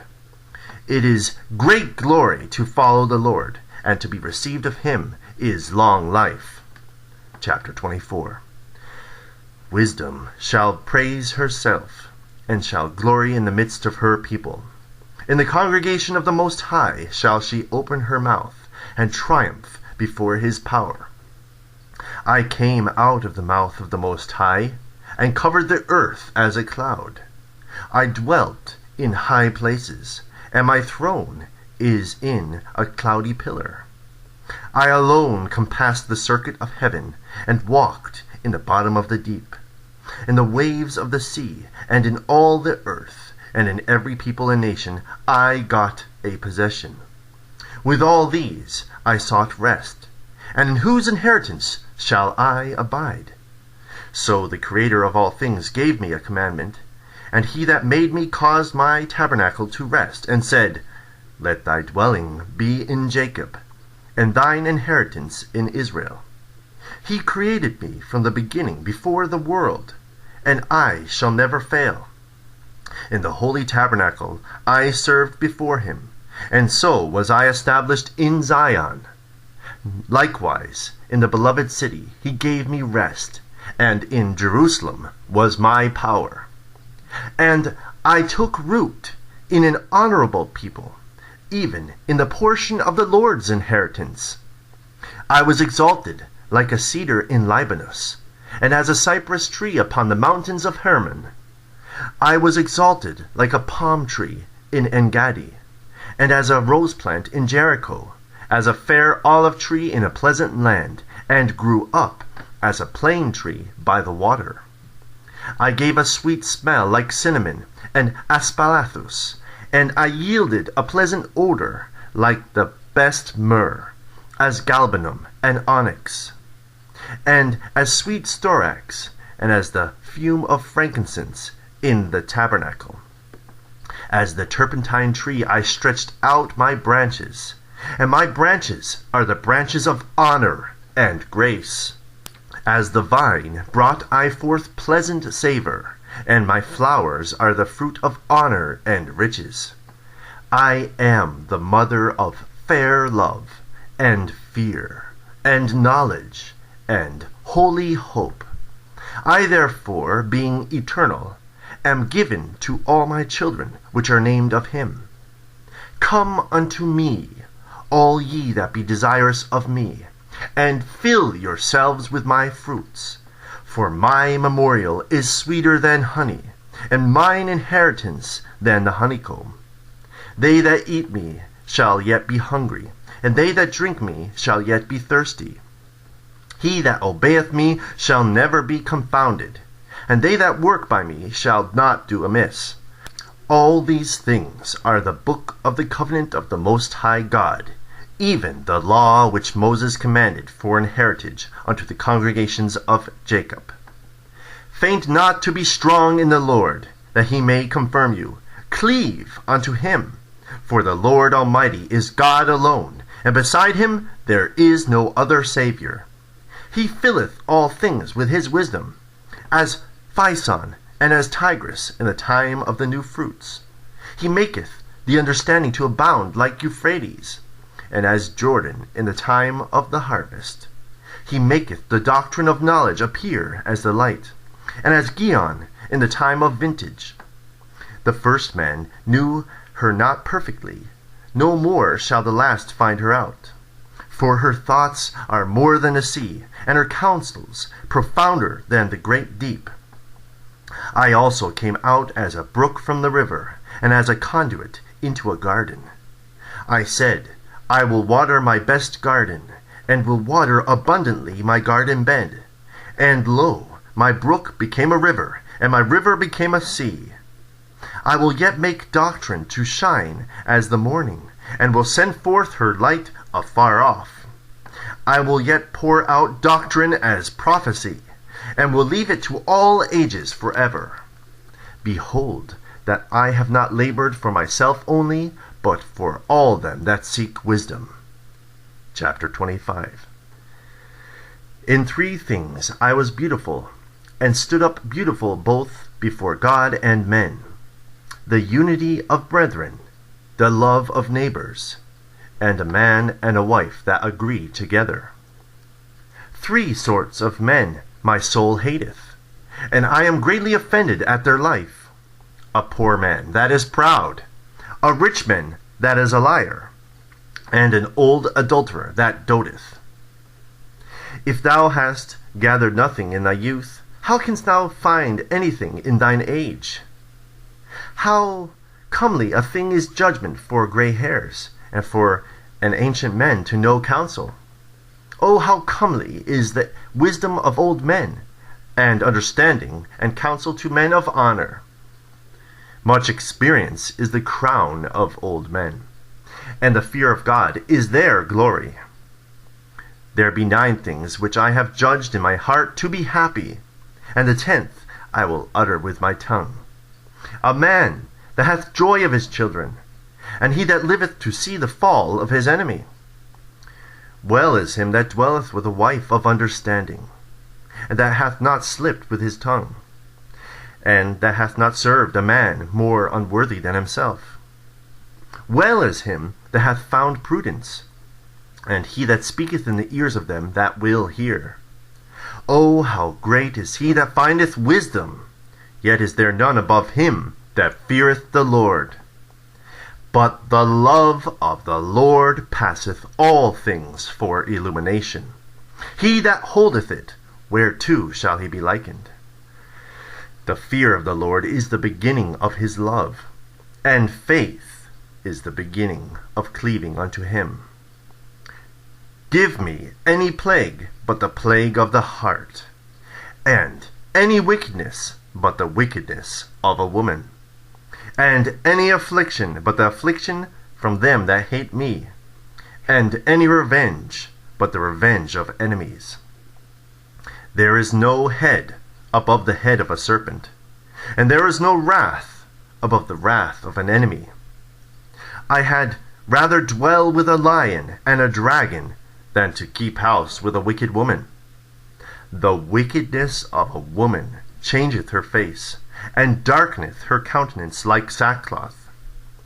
Her husband shall sit among his neighbors, and when he heareth it, it shall sigh bitterly. All wickedness is but little to the wickedness of a woman. Let the portion of a sinner fall upon her. As the climbing up of a sanding way is to the feet of an aged, so is a wife full of words to a quiet man. Stumble not at the beauty of a woman, and desire her not for pleasure. A woman, if she maintain her husband, is full of anger, impudence, and much reproach. A wicked woman abateth the courage, maketh an heavy countenance, and a wounded heart. A woman that will not comfort her husband in distress maketh weak hands and feeble knees. Of the woman came the beginning of sin, and through her we all die. Give the water no passage, neither a wicked woman liberty to gad abroad. If she go not as thou wouldest have her, cut her off from thy flesh, and give her a bill of divorce, and let her go. Chapter 26. Blessed is the man that hath a virtuous wife, for the number of his days shall be double.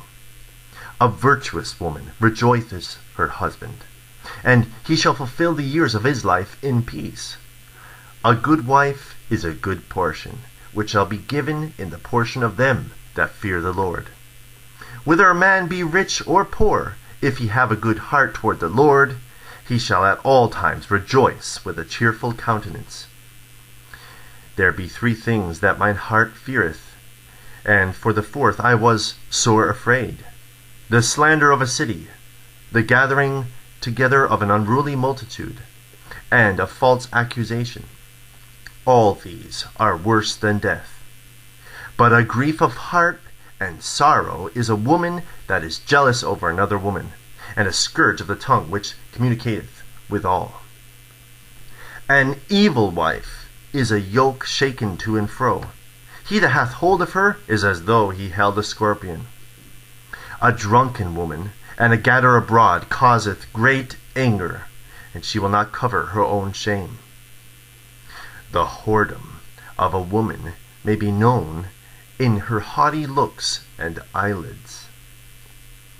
If thy daughter be shameless, keep her in straitly, lest she abuse herself through overmuch liberty. Watch over an impudent eye, and marvel not if she trespass against thee. She will open her mouth as a thirsty traveler when he hath found a fountain, and drink of every water near her. By every hedge she will sit down, and open her quiver against every arrow. The grace of a wife delighteth her husband, and her discretion will fatten his bones. A silent and loving woman is a gift of the Lord, and there is nothing so much worth as mind well instructed. A shamefaced and faithful woman is a double grace, and her continent mind cannot be valued. As the sun when it ariseth in the high heaven, so is the beauty of a good wife in the ordering of her house. As the clear light is upon the holy candlestick, so is the beauty of the face in ripe age. As the golden pillars are upon the sockets of silver, so are the fair feet with a constant heart. My son, keep the flower of thine age sound, and give not thy strength to strangers. When thou hast gotten a fruitful possession through all the field, sow it with thine own seed, trusting in the goodness of thy stock. So thy race which thou leavest shall be magnified, having the confidence of their good descent.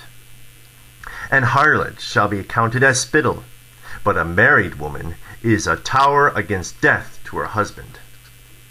A wicked woman is given as a portion to a wicked man, but a godly woman is given to him that feareth the Lord. A dishonest woman contemneth shame, but an honest woman will reverence her husband. A shameless woman shall be counted as a dog, but she that is shamefaced will fear the Lord. A woman that honoureth her husband shall be judged wise of all, but she that dishonoureth him in her pride shall be counted ungodly of all. A loud crying woman and a scold shall be sought out to drive away the enemies. There be two things that grieveth my heart, and the third maketh me angry: a man of war that suffereth poverty, and men of understanding that are not set by, and one that returneth from righteousness to sin. The Lord prepareth such an one for the sword. A merchant shall hardly keep himself from doing wrong, and an huckster shall not be freed from sin. Chapter 27. Many have sinned for a small matter, and he that seeketh for abundance will turn his eyes away. As a nail sticketh fast between the joinings of the stones, so doth sin stick close between buying and selling. Unless a man hold himself diligently in the fear of the Lord, his house shall soon be overthrown. When as one sifteth with a sieve, the refuse remaineth, so the filth of man in his talk. The furnace proveth the potter's vessels, so the trial of man in his reasoning. The fruit declareth if the tree have been dressed, so is the utterance of a conceit in the heart of man. Praise no man before thou hearest him speak, for this is the trial of men. If thou followest righteousness, thou shalt obtain her, and put her on as a glorious long robe. The birds will resort unto their like, so will truth return unto them that practice in her. As the lion lieth in wait for the prey, so sin for them that work iniquity. The discourse of a godly man is always with wisdom, but a fool changeth as the moon. If thou be among the indiscreet, observe the time, but be continually among men of understanding. The discourse of fools is irksome, and their sport is in the wantonness of sin. The talk of him that sweareth much maketh the hair stand upright, and their brawls make one stop his ears. The strife of the proud is bloodshedding, and their revilings are grievous to the ears. Whoso discovereth secrets loseth the credit, and shall never find friend to his mind. Love thy friend, and be faithful unto him. But if thou bewrayest his secrets, follow no more after him. For as a man hath destroyed his enemy, so hast thou lost the love of thy neighbor. As one that letteth a bird go out of his hand, so hast thou let thy neighbor go, and shalt not get him again. Follow after him no more, for he is too far off. He is as a roe escaped out of the snare. As for a wound, it may be bound up, and after reviling there may be reconcilement. But he that bewrayeth secrets is without hope. He that winketh with his eyes worketh evil, and he that knoweth him will depart from him. When thou art present, he will speak sweetly, and will admire thy words, but at the last he will writhe his mouth, and slander thy sayings. I have hated many things, but nothing like him, for the Lord will hate him. Whoso casteth a stone on high, casteth it on his own head, and a deceitful stroke shall make wounds. Whoso diggeth a pit shall fall therein, and he that setteth a trap shall be taken therein. He that worketh mischief, it shall fall upon him, and he shall not know whence it cometh. Mockery and reproach are from the proud, but vengeance as a lion shall lie in wait for them. They that rejoice at the fall of the righteous shall be taken in the snare, and anguish shall consume them before they die. Malice and wrath, even these are abominations, and the sinful man shall have them both. Chapter 28. He that revengeth shall find vengeance from the Lord, and he will surely keep his sins in remembrance. Forgive thy neighbor the hurt that he hath done unto thee. So shall thy sins also be forgiven when thou prayest. One man beareth hatred against another, and doth he seek pardon from the Lord? He showeth no mercy to a man which is like himself, and doth he ask forgiveness of his own sins? If he that is but flesh nourish hatred, who will entreat for pardon of his sins? Remember thy end, and let enmity cease. Remember corruption and death, and abide in the commandments. Remember the commandments, and bear no malice to thy neighbor. Remember the covenant of the highest, and wink at ignorance. Abstain from strife, and thou shalt diminish thy sins, for a furious man will kindle strife. A sinful man disquieteth friends, and maketh debate among them that be at peace. As the matter of the fire is, so it burneth, and as a man's strength is, so is his wrath. And according to his riches his anger riseth, and the stronger they are which contend, the more they will be inflamed. A hasty contention kindleth a fire, and a hasty fighting sheddeth blood. If thou blow the spark, it shall burn. If thou spit upon it, it shall be quenched. And both these come out of the mouth. Curse the whisperer and double-tongued, for such have destroyed many that were at peace. A backbiting tongue hath disquieted many, and driven them from nation to nation. Strong cities hath it pulled down, and overthrown the house of great men. A backbiting tongue hath cast out virtuous women, and deprived them of their labors. Whoso hearkeneth unto it shall never find rest, and never dwell quietly. The stroke of the whip maketh marks in the flesh, but the stroke of the tongue breaketh the bones. Many have fallen by the edge of the sword, but not so many as have fallen by the tongue. Well is he that is defended from it, and hath not passed through the venom thereof. Who hath not drawn the yoke thereof, nor hath been bound in her bands? For the yoke thereof is a yoke of iron, and the bands thereof are bands of brass. The death thereof is an evil death, the grave were better than it. It shall not have rule over them that fear God, neither shall they be burned with the flame thereof. Such as forsake the Lord shall fall into it, and it shall burn in them, and not be quenched. It shall be sent upon them as a lion, and devour them as a leopard. Look, that thou hedge thy possession about with thorns, and bind up thy silver and gold, and weigh thy words in a balance, and make a door, and bar for thy mouth. Beware thou slide not by it, lest thou fall before him that lieth in wait. Chapter 29. He that is merciful will lend unto his neighbor, and he that strengtheneth his hand keepeth the commandments. Lend to thy neighbor in time of his need, and pay thou thy neighbor again in due season. Keep thy word, and deal faithfully with him, and thou shalt always find the thing that is necessary for thee. Many, when a thing was lent them, reckoned it to be found, and put them to trouble that helped them.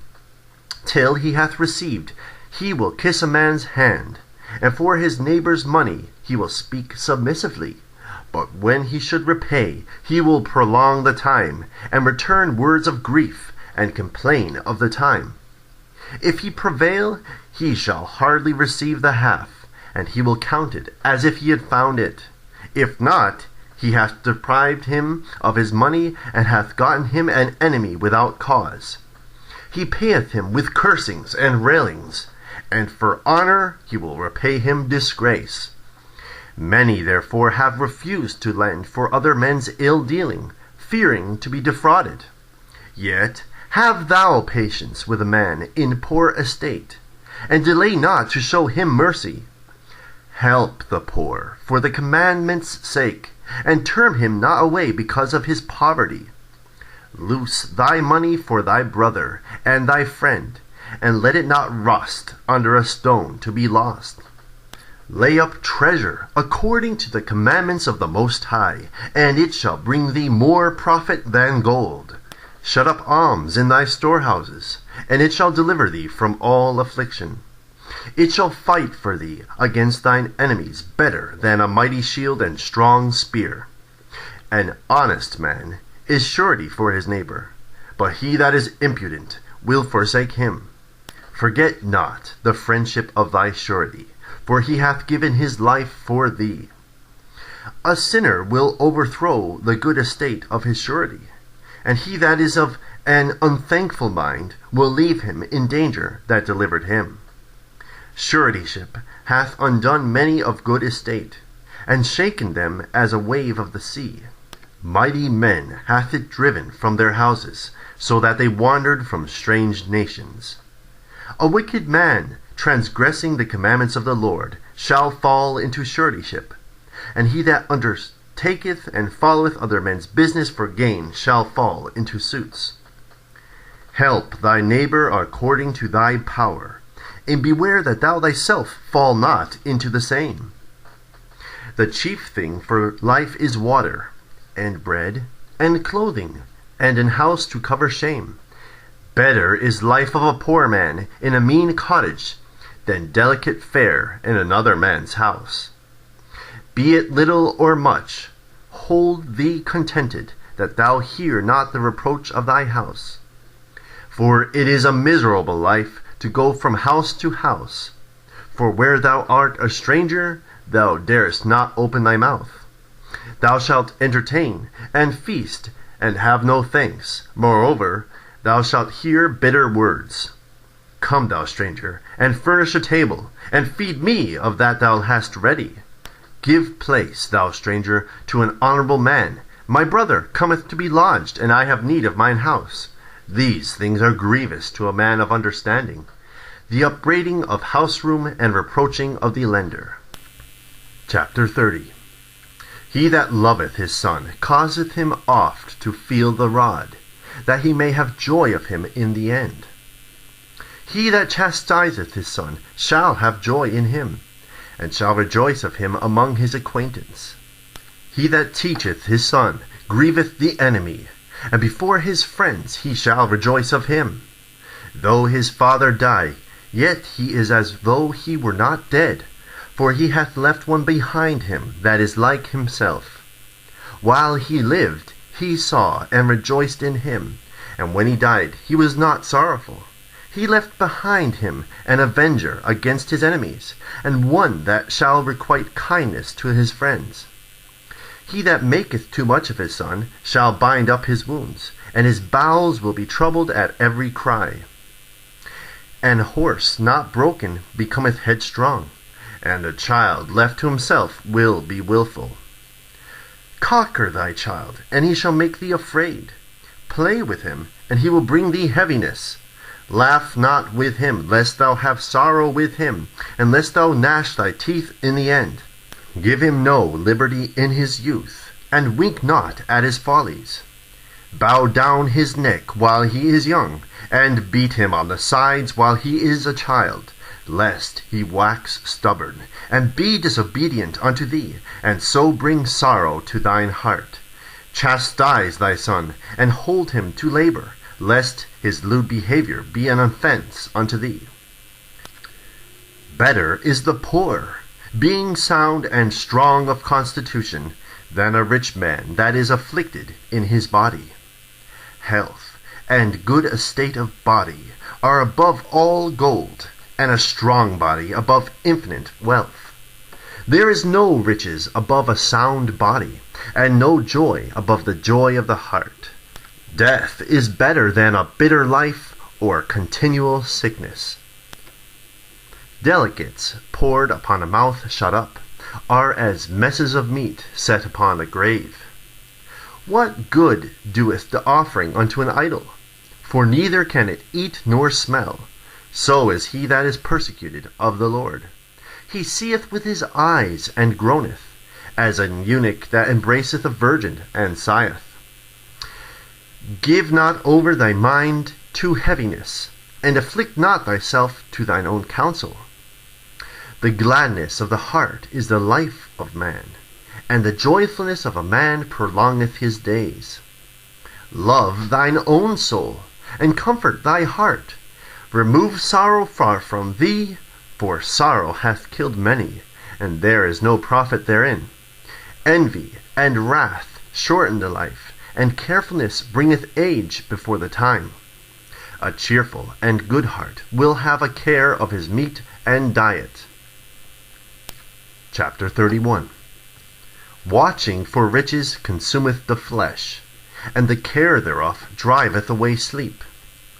Watching care will not let a man slumber, as a sore disease breaketh sleep. The rich hath great labor in gathering riches together, and when he resteth, he is filled with his delicates. The poor laboureth in his poor estate, and when he leaveth off, he is still needy. He that loveth gold shall not be justified, and he that followeth corruption shall have enough thereof. Gold hath been the ruin of many, and their destruction was present. It is a stumbling block unto them that sacrifice unto it, and every fool shall be taken therewith. Blessed is the rich that is found without blemish, and hath not gone after gold. Who is he? And we will call him blessed, for wonderful things hath he done among his people. Who hath been tried thereby and found perfect? Then let him glory. Who might offend, and hath not offended, or is done evil, and hath not done it? His goods shall be established, and the congregation shall declare his alms. If thou sit at a bountiful table, be not greedy upon it, and say not, there is much meat on it. Remember that a wicked eye is an evil thing, and what is created more wicked than an eye? Therefore it weepeth upon every occasion. Stretch not thine hand whithersoever it looketh, and thrust it not with him into the dish. Judge of thy neighbor by thyself, and be discreet in every point. Eat, as it becometh a man, those things which are set before thee, and devour not, lest thou be hated. Leave off first for manners' sake, and be not unsatiable, lest thou offend. When thou sittest among many, reach not thine hand out first of all. A very little is sufficient for a man well nurtured, and he fetcheth not his wind short upon his bed. Sound sleep cometh of moderate eating. He riseth early, and his wits are with him. But the pain of watching, and choler, and pangs of the belly are with an unsatiable man. If thou hast been forced to eat, arise, go forth, vomit, and thou shalt have rest. My son, hear me, and despise me not, and at the last thou shalt find, as I told thee, in all thy works be quick, so shall there no sickness come unto thee.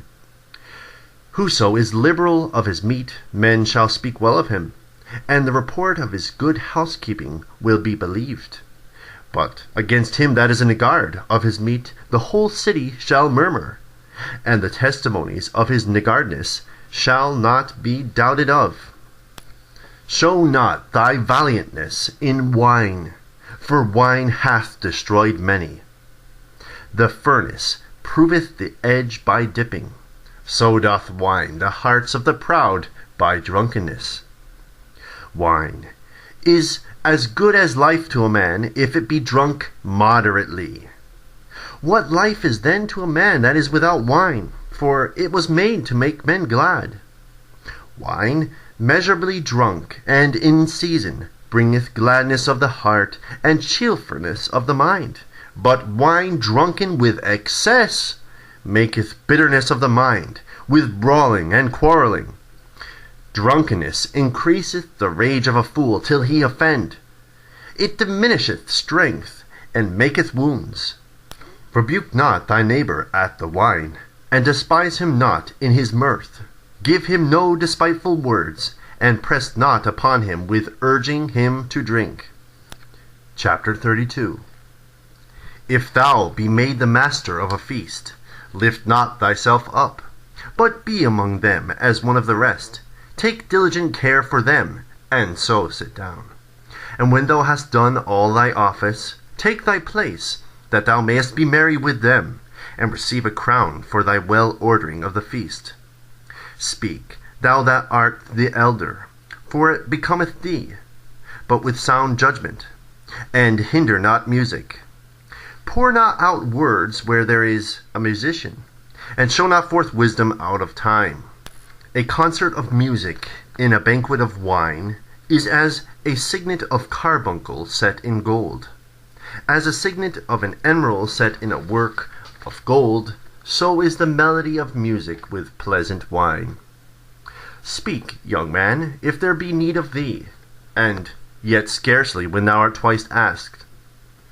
Let thy speech be short, comprehending much in few words. Be as one that knoweth, and yet holdeth his tongue. If thou be among great men, make not thyself equal with them. And when ancient men are in a place, use not many words. Before the thunder goeth lightning, and before a shamefaced man shall go favor. Rise up betimes, and be not the last, but get thee home without delay. There take thy pastime, and do what thou wilt, but sin not by proud speech. And for these things bless him that made thee, and hath replenished thee with his good things.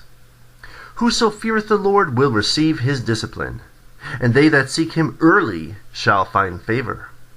He that seeketh the law shall be filled therewith, but the hypocrite will be offended thereat. They that fear the Lord shall find judgment, and shall kindle justice as a light. A sinful man will not be reproved, but findeth an excuse according to his will. A man of counsel will be considerate, but a strange and proud man is not daunted with fear, even when of himself he hath done without counsel. Do nothing without advice, and when thou hast once done, repent not. Go not in a way wherein thou mayest fall, and stumble not among the stones. Be confident in a plain way, and beware of thine own children. In every good work trust thy own soul, for this is the keeping of the commandments. He that believeth in the Lord taketh heed to the commandments, and he that trusteth in him shall fare never the worse. Chapter 33. There shall no evil happen unto him that feareth the Lord, but in temptation even again he will deliver him. A wise man hateth not the law, but he that is an hypocrite therein is as a ship in a storm. A man of understanding trusteth in the law, and the law is faithful unto him as an oracle. Prepare what to say, and so thou shalt be heard, and bind up instruction, and then make an answer. The heart of the foolish is like a cartwheel, and his thoughts are like a rolling axle tree. A stallion horse is as a mocking friend. He neigheth under every one that sitteth upon him. Why doth one day excel another, when as all the light of every day in the year is of the sun? By the knowledge of the Lord they were distinguished, and he altered seasons and feasts. Some of them he hath made high days, and hallowed them, and some of them hath he made ordinary days. And all men are from the ground, and Adam was created of the earth. In much knowledge the Lord hath divided them, and made their ways diverse. Some of them hath he blessed, and exalted, and some of them hath he sanctified, and set near himself. But some of them hath he cursed, and brought low, and turned out of their places. As the clay is in the potter's hand, to fashion it at his pleasure, so man is in the hand of him that made him, to render to them as liketh him best. Good is set against evil, and life against death. So is the godly against the sinner, and the sinner against the godly. So look upon all the works of the Most High, and there are two, and one against another. I awaked up last of all, as one that gathereth after the grape gatherers. By the blessing of the Lord I profited, and filled mine winepress, like an gatherer of grapes. Consider that I labored not for myself only, but for all them that seek learning. Hear me, O ye great men of the people, and hearken with your ears, ye rulers of the congregation. Give not thy son and wife, thy brother and friend, power over thee while thou livest, and give not thy goods to another, lest it repent thee, and thou entreat for the same again. As long as thou livest, and hast breath in thee, give not thyself over to any. For better it is that thy children should seek to thee, than that thou shouldest stand to their courtesy. In all thy works keep to thyself the preeminence. Leave not a stain in thine honor. At the time when thou shalt end thy days and finish thy life, distribute thine inheritance. Fodder, a wand, and burdens are for the ass, and bread, correction, and work for the servant. If thou set thy servant to labor, thou shalt find rest. But if thou let him go idle, he shall seek liberty. A yoke and an collar do bow the neck. So are tortures and torments for an evil servant. Send him to labor, that he be not idle, for idleness teacheth much evil. Set him to work, as is fit for him. If he be not obedient, put on more heavy fetters. But be not excessive toward any, and without discretion do nothing. If thou have a servant, let him be unto thee as thyself, because thou hast bought him with a price. If thou have a servant, entreat him as a brother, for thou hast need of him as of thine own soul. If thou entreat him evil, and he run from thee, which way wilt thou go to seek him? Chapter 34. The hopes of a man void of understanding are vain and false, and dreams lift up fools. Whoso regardeth dreams is like him that catcheth a shadow, and followeth after the wind. The vision of dreams is the resemblance of one thing to another, even as the likeness of a face to a face. Of an unclean thing what can be cleansed? And from that thing which is false, what truth can come? Divinations, and soothsayings, and dreams are vain, and the heart fancieth as a woman's heart in travail. If they be not sent from the Most High in thy visitation, set not thy heart upon them. For dreams have deceived many, and they have failed that put their trust in them.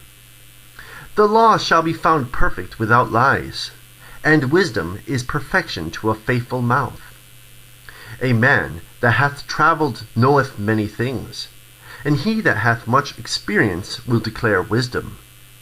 He that hath no experience knoweth little, but he that hath travelled is full of prudence.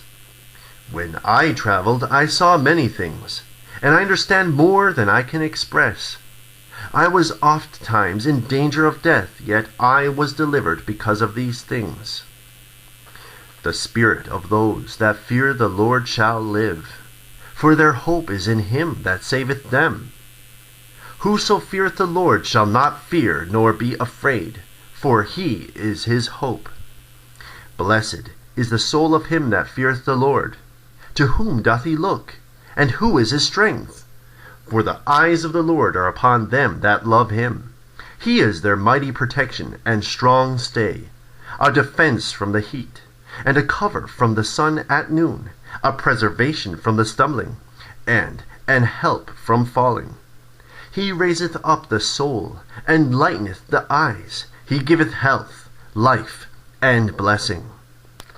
He that sacrificeth of a thing wrongfully gotten, his offering is ridiculous, and the gifts of unjust men are not accepted. The Most High is not pleased with the offerings of the wicked, neither is he pacified for sin by the multitude of sacrifices.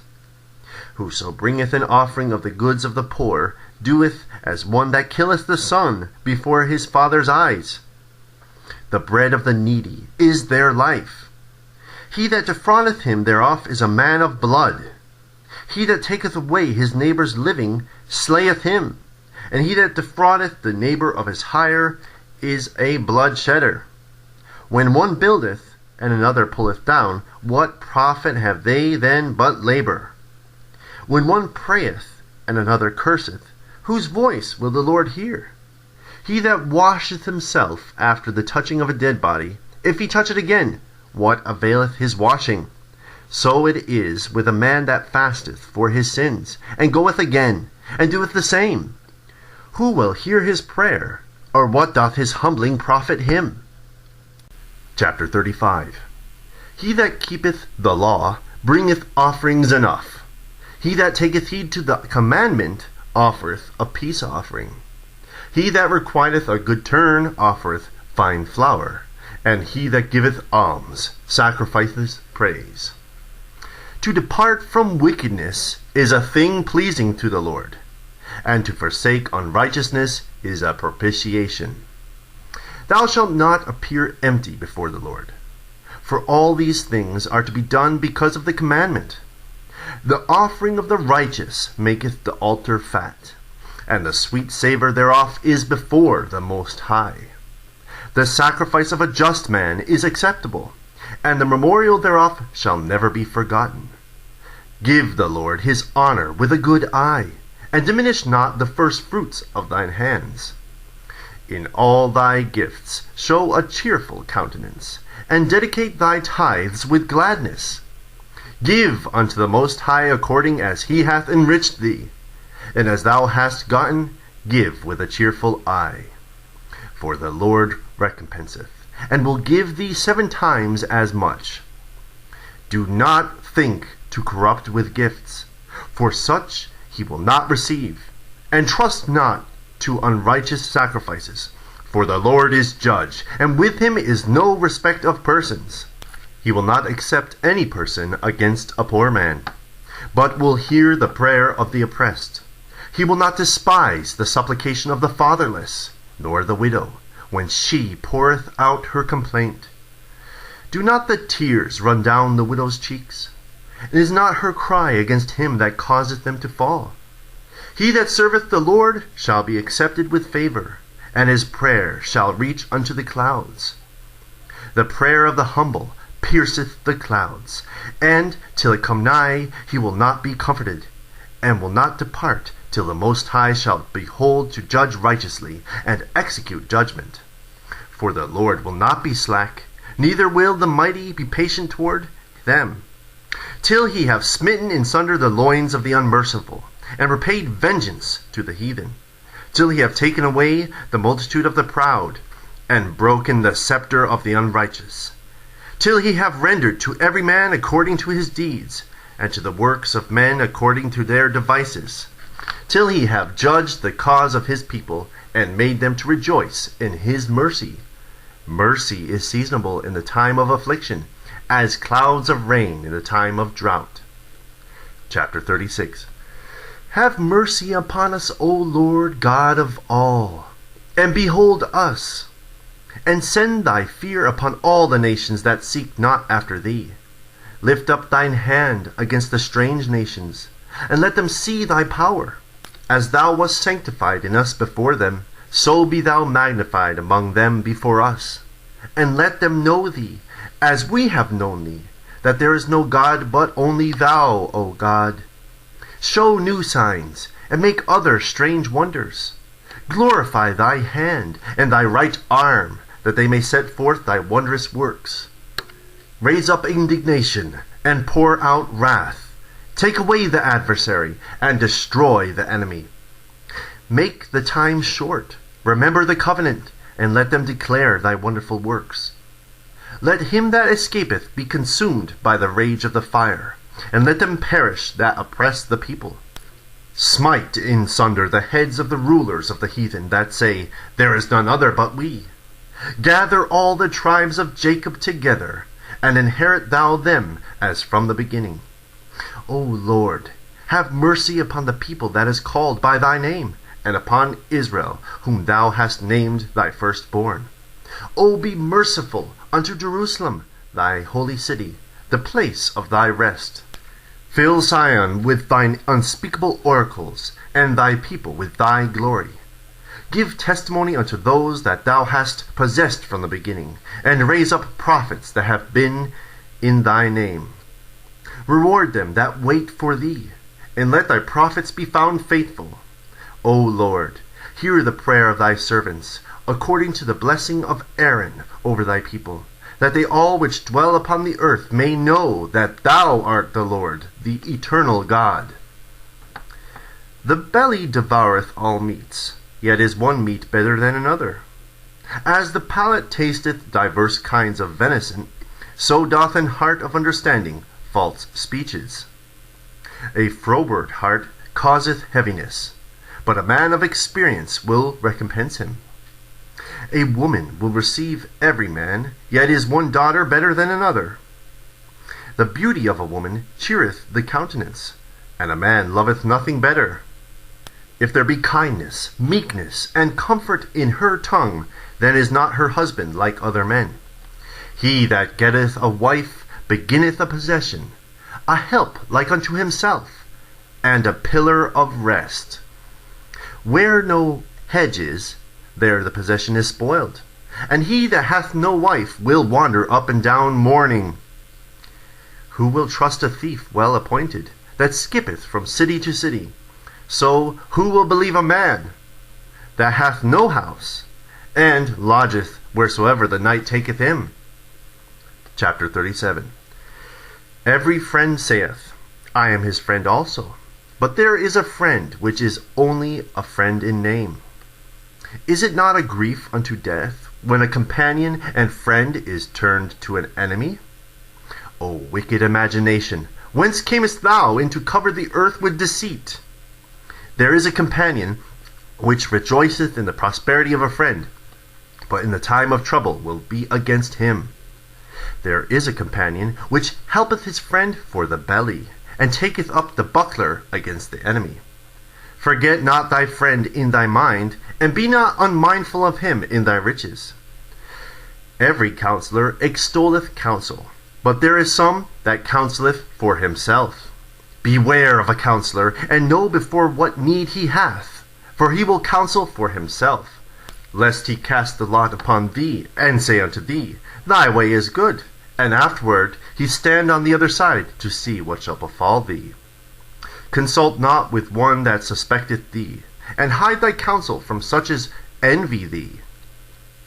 Neither consult with a woman touching her of whom she is jealous, neither with a coward in matters of war, nor with a merchant concerning exchange, nor with a buyer of selling, nor with an envious man of thankfulness, nor with an unmerciful man touching kindness, nor with the slothful for any work, nor with an hireling for a year of finishing work, nor with an idle servant of much business.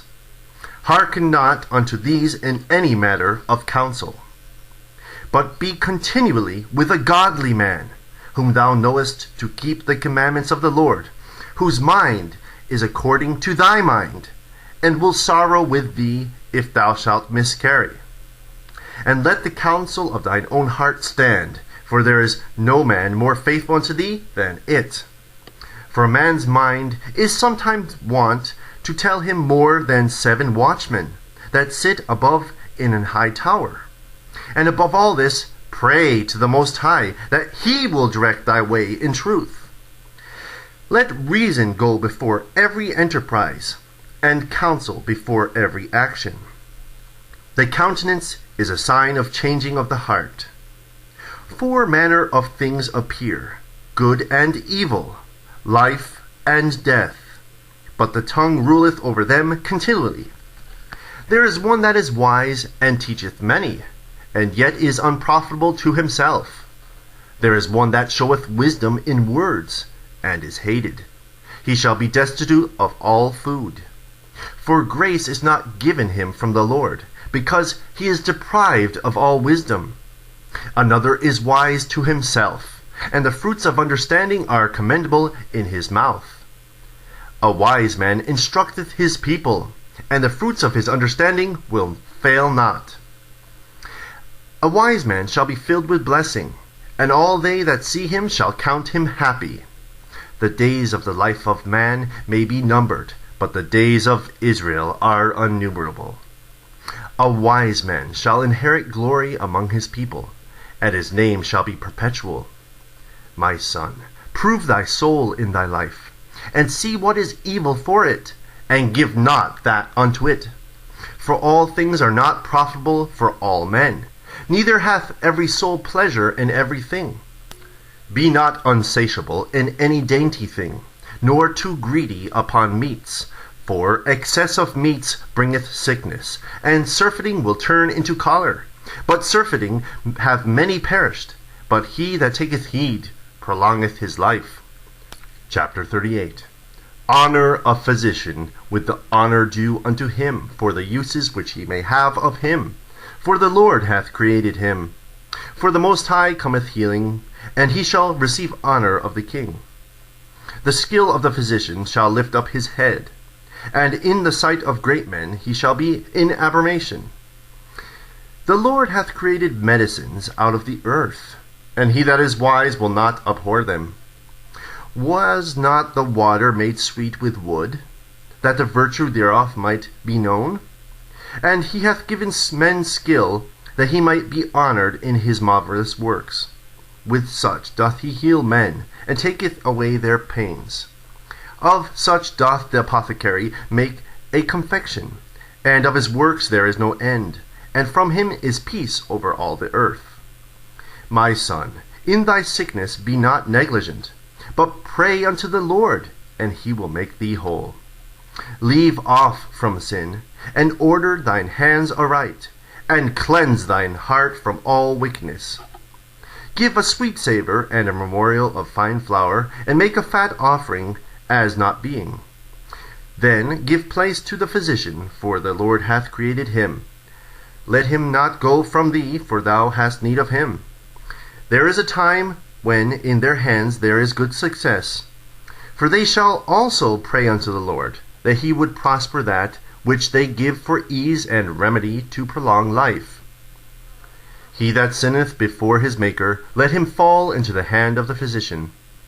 My son, let tears fall down over the dead, and begin to lament, as if thou hadst suffered great harm thyself. And then cover his body according to the custom, and neglect not his burial. Weep bitterly, and make great moan, and use lamentation, as he is worthy, and that a day or two, lest thou be evil spoken of. And then comfort thyself for thy heaviness. For of heaviness cometh death, and the heaviness of the heart breaketh strength. In affliction also sorrow remaineth, and the life of the poor is a curse of the heart. Take no heaviness to the heart. Drive it away, and remember the last end. Forget it not, for there is no turning again. Thou shalt not do him good, but hurt thyself. Remember my judgment, for thine also shall be so, yesterday for me, and today for thee. When the dead is at rest, let his remembrance rest, and be comforted for him when his spirit is departed from him. The wisdom of a learned man cometh by opportunity of leisure, and he that hath little business shall become wise. How can he get wisdom that holdeth the plough, and that glorieth in the goad, that driveth oxen, and is occupied in all their labours, and whose talk is of the bullocks? He giveth his mind to make furrows, and is diligent to give the kine fodder. So every carpenter and workmaster that laboureth night and day, and they that cut and grave seals, and are diligent to make great variety, and give themselves to counterfeit imagery, and watch to finish a work. The smith also sitting by the anvil, and considering the iron work, the vapour of the fire wasteth his flesh, and he fighteth with the heat of the furnace. The noise of the hammer and the anvil is ever in his ears, and his eyes look still upon the pattern of the thing that he maketh. He setteth his mind to finish his work, and watcheth to polish it perfectly. So doth the potter, sitting at his work, and turning the wheel about with his feet, who is always carefully set at his work, and maketh all his work by number. He fashioneth the clay with his arm, and boweth down his strength before his feet. He applieth himself to let it over, and he is diligent to make clean the furnace. All these trust to their hands, and every one is wise in his work. Without these cannot a city be inhabited, and they shall not dwell where they will, nor go up and down. They shall not be sought for in public council, nor sit high in the congregation. They shall not sit on the judge's seat, nor understand the sentence of judgment. They cannot declare justice or judgment, and shall not be found where parables are spoken. But they will maintain the state of the world, and all their desire is in the work of their craft. Chapter 39. But he that giveth his mind to the law of the Most High, and is occupied in the meditation thereof, will seek out the wisdom of all the ancient, and be occupied in prophecies. He will keep the sayings of the renowned men, and where subtle parables are, he will be there also. He will seek out the secrets of grave sentences, and be conversant in dark parables. He shall serve among great men, and appear before princes. He will travel through strange countries, for he hath tried the good and the evil among men. He will give his heart to resort early to the Lord that made him, and will pray before the Most High, and will open his mouth in prayer, and make supplication for his sins. When the great Lord will, he shall be filled with the spirit of understanding. He shall pour out wise sentences, and give thanks unto the Lord in his prayer. He shall direct his counsel and knowledge, and in his secrets shall he meditate. He shall show forth that which he hath learned, and shall glory in the law of the covenant of the Lord. Many shall commend his understanding, and so long as the world endureth, it shall not be blotted out. His memorial shall not depart away, and his name shall live from generation to generation. Nations shall show forth his wisdom, and the congregation shall declare his praise. If he die, he shall leave a greater name than 1,000, and if he live, he shall increase it. Yet have I more to say, which I have thought upon, for I am filled as the moon at the full. Hearken unto me, ye holy children, and bud forth as a rose growing by the brook of the field, and give ye a sweet savour as frankincense, and flourish as a lily. Send forth a smell, and sing a song of praise. Bless the Lord in all his works. Magnify his name, and show forth his praise with the songs of your lips, and with harps. And in praising him ye shall say after this manner, All the works of the Lord are exceeding good, and whatsoever he commandeth shall be accomplished in due season. And none may say, What is this? Wherefore is that? For a time convenient they shall be sought out. At his commandment the waters stood up as a heap, and at the words of his mouth the receptacles of waters. At his commandment is done whatsoever pleaseth him, and none can hinder when he will save. The works of all flesh are before him, and nothing can hide from his eyes. He seeth from everlasting to everlasting, and there is nothing wonderful before him. A man need not say, What is this?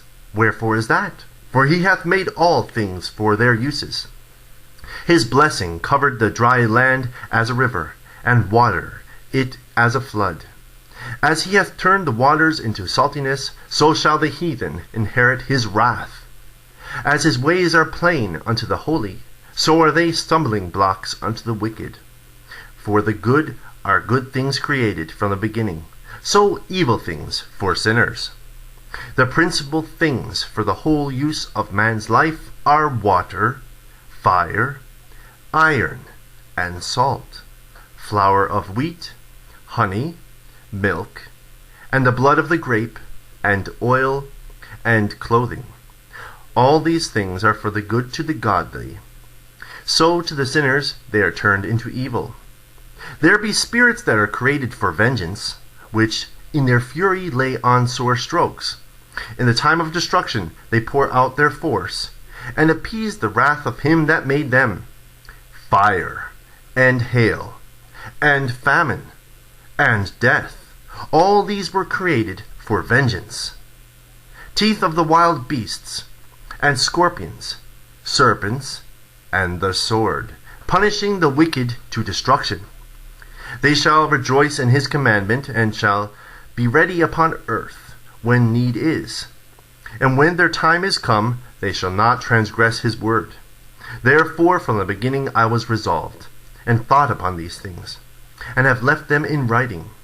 All the works of the Lord are good, and he will give every needful thing in due season, so that a man cannot say, This is worse than that, for in time they shall all be well approved. And therefore praise ye the Lord with the whole heart and mouth, and bless the name of the Lord. Chapter 40. Great travail is created for every man, and an heavy stroke is upon the sons of Adam, from the day that they go out from their mother's womb, till the day that they return to the mother of all things. Their imagination of things to come, and the day of death, trouble their thoughts, and cause fear of heart. From him that sitteth on a throne of glory, unto him that is humbled in the earth and ashes, from him that weareth purple and a crown, unto him that is clothed with a linen frock, wrath and envy, trouble and unquietness, fear of death, and anger and strife, and in the time of rest upon his bed his night sleep do change his knowledge.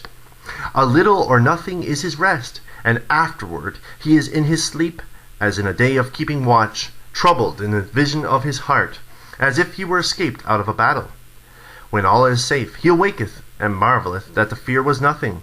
Such things happen unto all flesh, both man and beast, and that is sevenfold more upon sinners.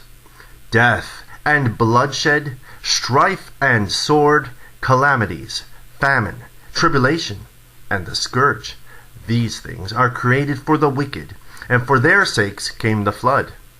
All things that are of the earth shall turn to the earth again, and that which is of the waters doth return into the sea. All bribery and injustice shall be blotted out, but true dealings shall endure forever. The goods of the unjust shall be dried up like a river, and shall vanish with noise like a great thunder in rain. While he openeth his hand he shall rejoice, so shall transgressors come to naught. The children of the ungodly shall not bring forth many branches, but are as unclean roots upon an hard rock. The weed groweth upon every water, and bank of a river shall be pulled out before all grass. Bountifulness is as a most fruitful garden, and mercifulness endureth forever. To labor and to be content with that a man hath is a sweet life, but he that findeth a treasure is above them both. Children and the building of a city continue a man's name, but a blameless wife is counted above them both. Wine and music rejoice the heart, but the love of wisdom is above them both. The pipe and the psaltery make sweet melody, but a pleasant tongue is above them both. Thine eye desireth favor and beauty, but more than both corn while it is green. A friend and a companion never meet amiss, but above both is a wife with her husband. Brethren and help are against time of trouble, but alms shall deliver more than them both. Gold and silver make the foot stand sure, but counsel is esteemed above them both. Riches and strength lift up the heart, but the fear of the Lord is above them both. There is no want in the fear of the Lord, and it needeth not to seek help. The fear of the Lord is a fruitful garden, and covereth him above all glory. My son, lead not a beggar's life, for better it is to die than to beg. The life of him that dependeth on another man's table is not to be counted for a life, for he polluteth himself with other men's meat. But a wise man, well nurtured, will beware thereof. Begging is sweet in the mouth of the shameless, but in his belly there shall burn a fire. Chapter 41. O death, how bitter is the remembrance of thee to a man that liveth at rest in his possessions, unto the man that hath nothing to vex him, and that hath prosperity in all things, yea, unto him that is yet able to receive meat. O death, acceptable is thy sentence unto the needy, and unto him whose strength faileth, that is now in the last age, and is vexed with all things, and to him that despaireth, and hath lost patience. Fear not the sentence of death. Remember them that have been before thee, and that come after. For this is the sentence of the Lord over all flesh. And why art thou against the pleasure of the Most High? There is no inquisition in the grave, whether thou have lived 10, or 100, or 1,000 years. The children of sinners are abominable children, and they that are conversant in the dwelling of the ungodly. The inheritance of sinners' children shall perish, and their posterity shall have a perpetual reproach. The children will complain of an ungodly father, because they shall be reproached for his sake. Woe be unto you, ungodly men, which have forsaken the law of the Most High God! For if ye increase, it shall be to your destruction. And if ye be born, ye shall be born to a curse. And if ye die, a curse shall be your portion. And all that are of the earth shall turn to earth again. So the ungodly shall go from a curse to destruction. The mourning of men is about their bodies, but an ill name of sinners shall be blotted out. Have regard to thy name, for that shall continue with thee above 1,000 great treasures of gold. A good life hath but few days, but a good name endureth forever. My children, keep discipline in peace. For wisdom that is hid, and a treasure that is not seen, what profit is in them both? A man that hideth his foolishness is better than a man that hideth his wisdom. Therefore, be shamefaced according to my word. For it is not good to retain all shamefacedness, neither is it altogether approved in everything. Be ashamed of whoredom before father and mother, and of a lie before a prince and a mighty man, of an offense before a judge and a ruler, of iniquity before a congregation and people, of unjust dealing before thy partner and friend, and of theft in regard of the place where thou sojournest, and in regard of the truth of God and his covenant, and to lean with thine elbow upon the meat, and of scorning to give and take, and of silence before them that salute thee, and to look upon an harlot, and to turn away thy face from thy kinsman, or to take away a portion or a gift, or to gaze upon another man's wife, or to be over busy with his maid, and come not near her bed, or of upbraiding speeches before friends, and after thou hast given, upbraid not, or of iterating and speak again that which thou hast heard, and of revealing of secrets. So shalt thou be truly shamefaced, and find favor before all men. Chapter 42. Of these things be not thou ashamed, and accept no person to sin thereby. Of the law of the Most High and his covenant, and of judgment to justify the ungodly, of reckoning with thy partners and travelers, or of the gift of the heritage of friends, of exactness of balance and weights, or of getting much or little, and of merchants' indifferent selling, of much correction of children, and to make the side of an evil servant to bleed. Sure keeping is good where an evil wife is, and shut up where many hands are. Deliver all things in number and weight, and put all in writing that thou givest out or receivest in. Be not ashamed to inform the unwise and foolish, and the extreme aged that contendeth with those that are young. Thus shalt thou be truly learned, and approved of all men living. The father waketh for the daughter, when no man knoweth, and the care for her taketh away sleep, when she is young, lest she pass away the flower of her age. and being married, lest she should be hated. In her virginity, lest she should be defiled, and gotten with child in her father's house. And having an husband, lest she should misbehave herself. And when she is married, lest she should be barren. Keep a sure watch over a shameless daughter, lest she make thee a laughingstock to thine enemies, and a byword in the city, and a reproach among the people, and make thee ashamed before the multitude. Behold not everybody's beauty, and sit not in the midst of women. For from garments cometh a moth, and from women wickedness. Better is the churlishness of a man than a courteous woman, a woman, I say, which bringeth shame and reproach. I will now remember the works of the Lord, and declare the things that I have seen. In the words of the Lord are his works. The sun that giveth light looketh upon all things, and the work thereof is full of the glory of the Lord. The Lord hath not given power to the saints to declare all his marvelous works, which the Almighty Lord firmly settled, that whatsoever is might be established for his glory. He seeketh out the deep and the heart, and considereth their crafty devices. For the Lord knoweth all that may be known, and he beholdeth the signs of the world. He declareth the things that are past and for to come, and revealeth the steps of hidden things. No thought escapeth him, neither any word is hidden from him.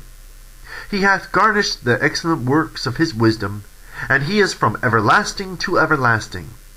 Unto him may nothing be added, neither can he be diminished, and he hath no need of any counselor.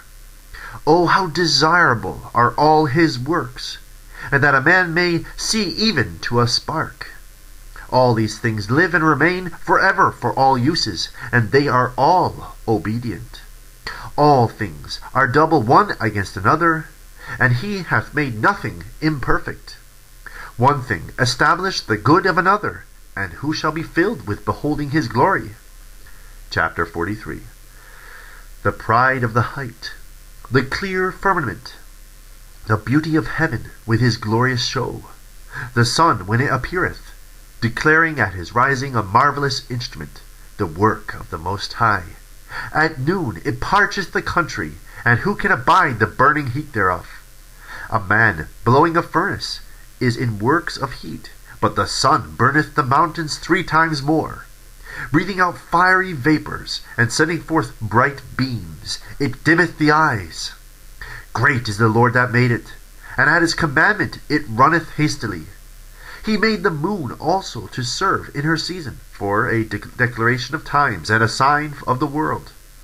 From the moon is the sign of feasts, a light that decreaseth in her perfection. The moon is called after her name, increasing wonderfully in her changing, being an instrument of the armies above, shining in the firmament of heaven. The beauty of heaven, the glory of the stars, an ornament giving light in the highest places of the Lord. At the commandment of the Holy One they will stand in their order, and never faint in their watches. Look upon the rainbow, and praise him that made it. Very beautiful it is in the brightness thereof. It compasseth the heaven about with a glorious circle, and the hands of the Most High have bended it.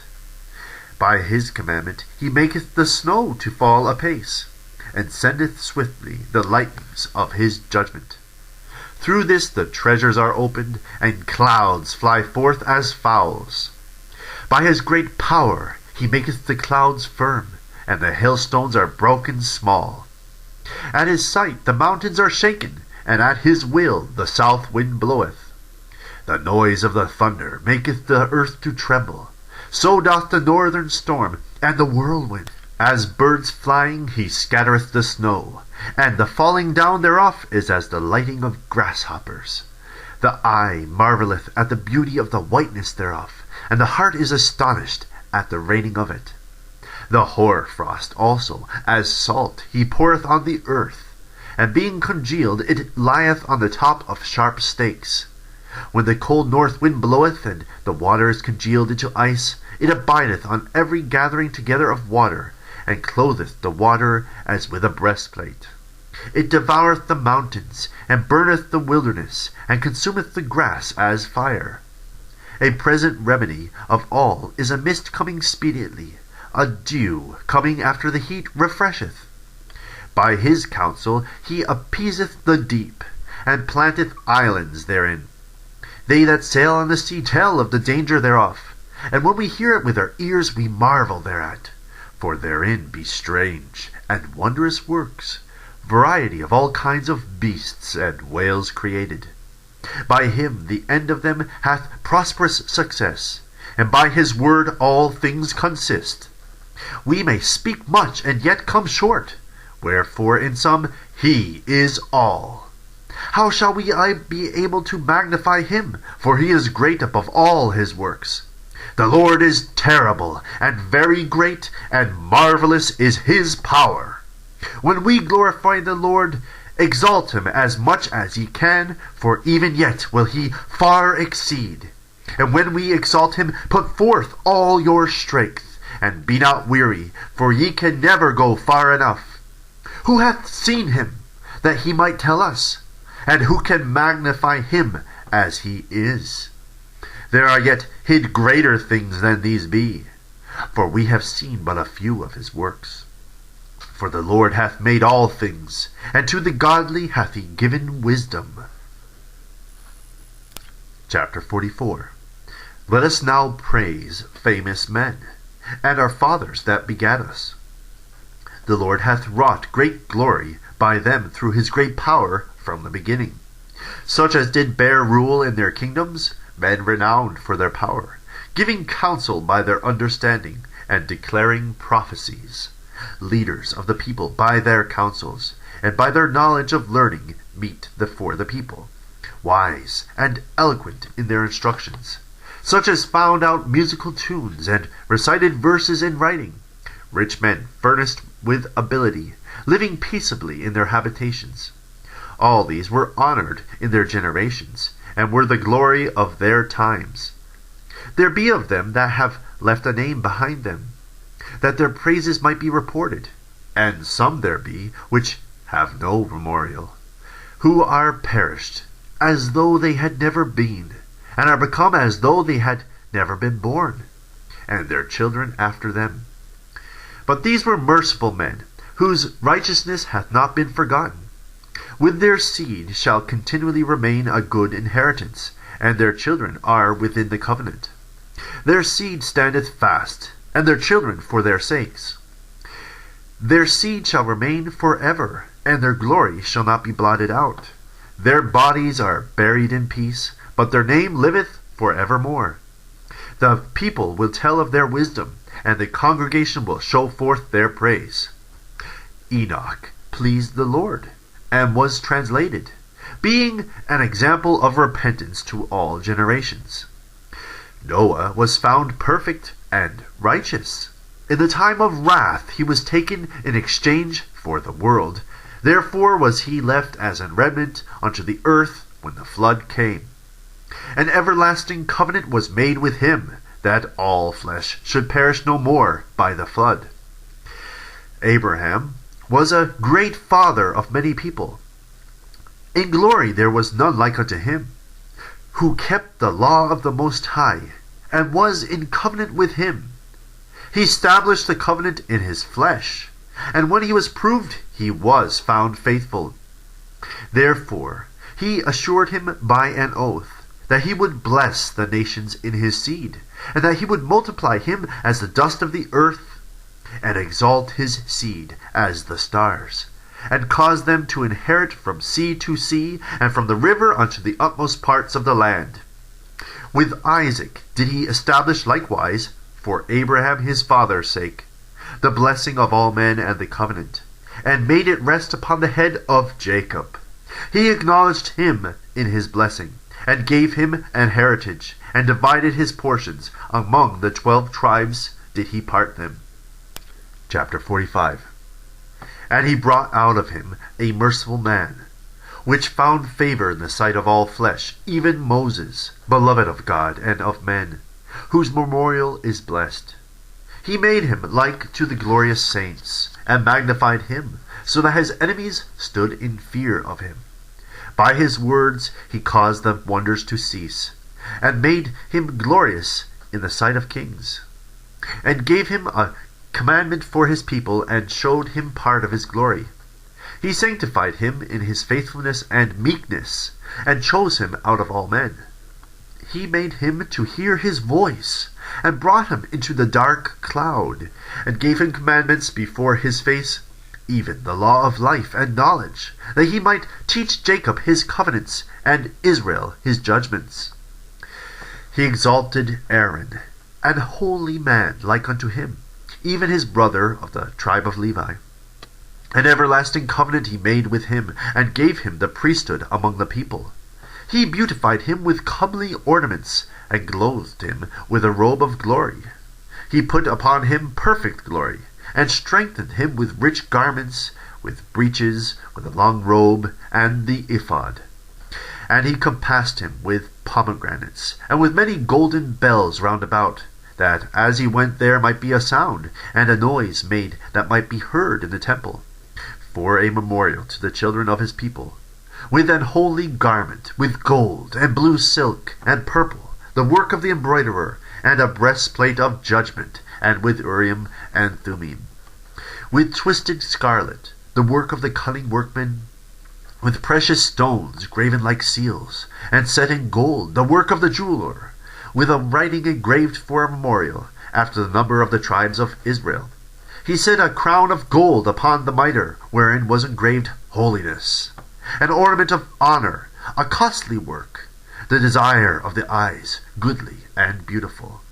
Before him there were none such, neither did ever any stranger put them on, but only his children, and his children's children perpetually.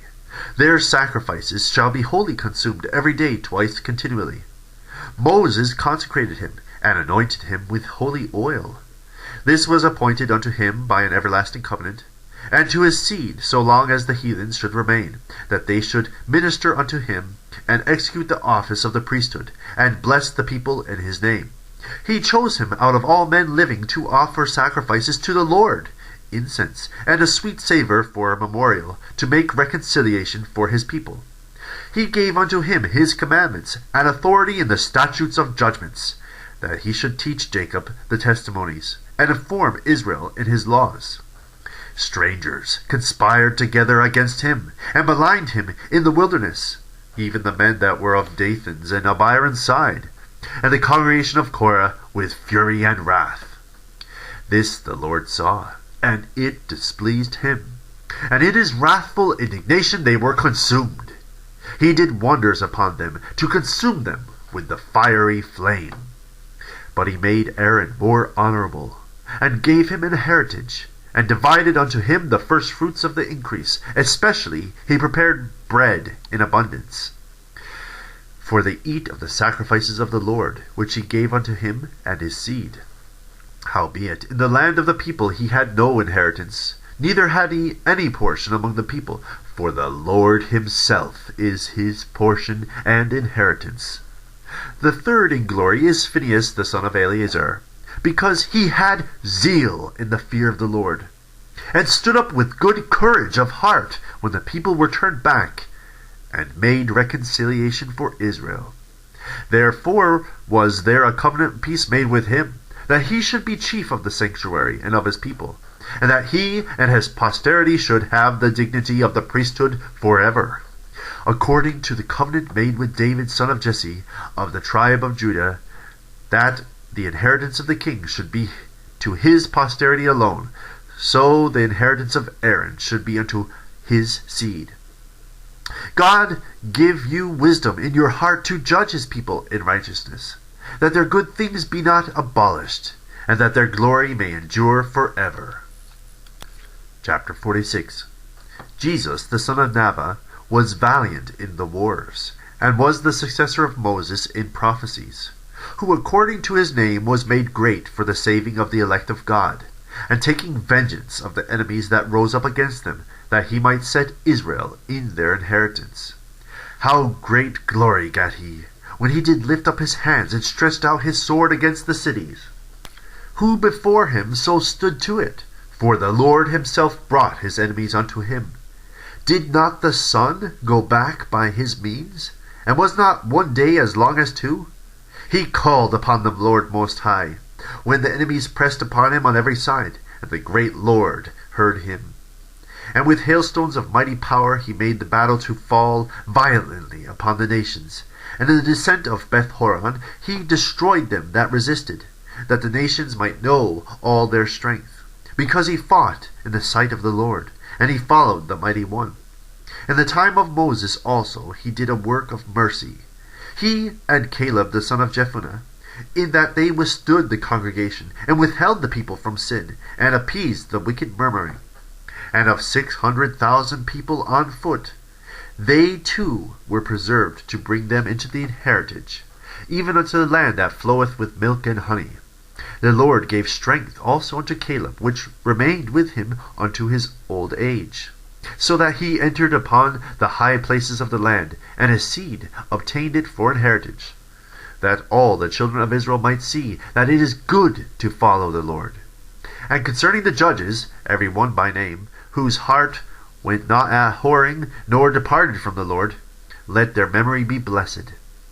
Let their bones flourish out of their place, and let the name of them that were honored be continued upon their children. Samuel, the prophet of the Lord, beloved of his Lord, established a kingdom, and anointed princes over his people.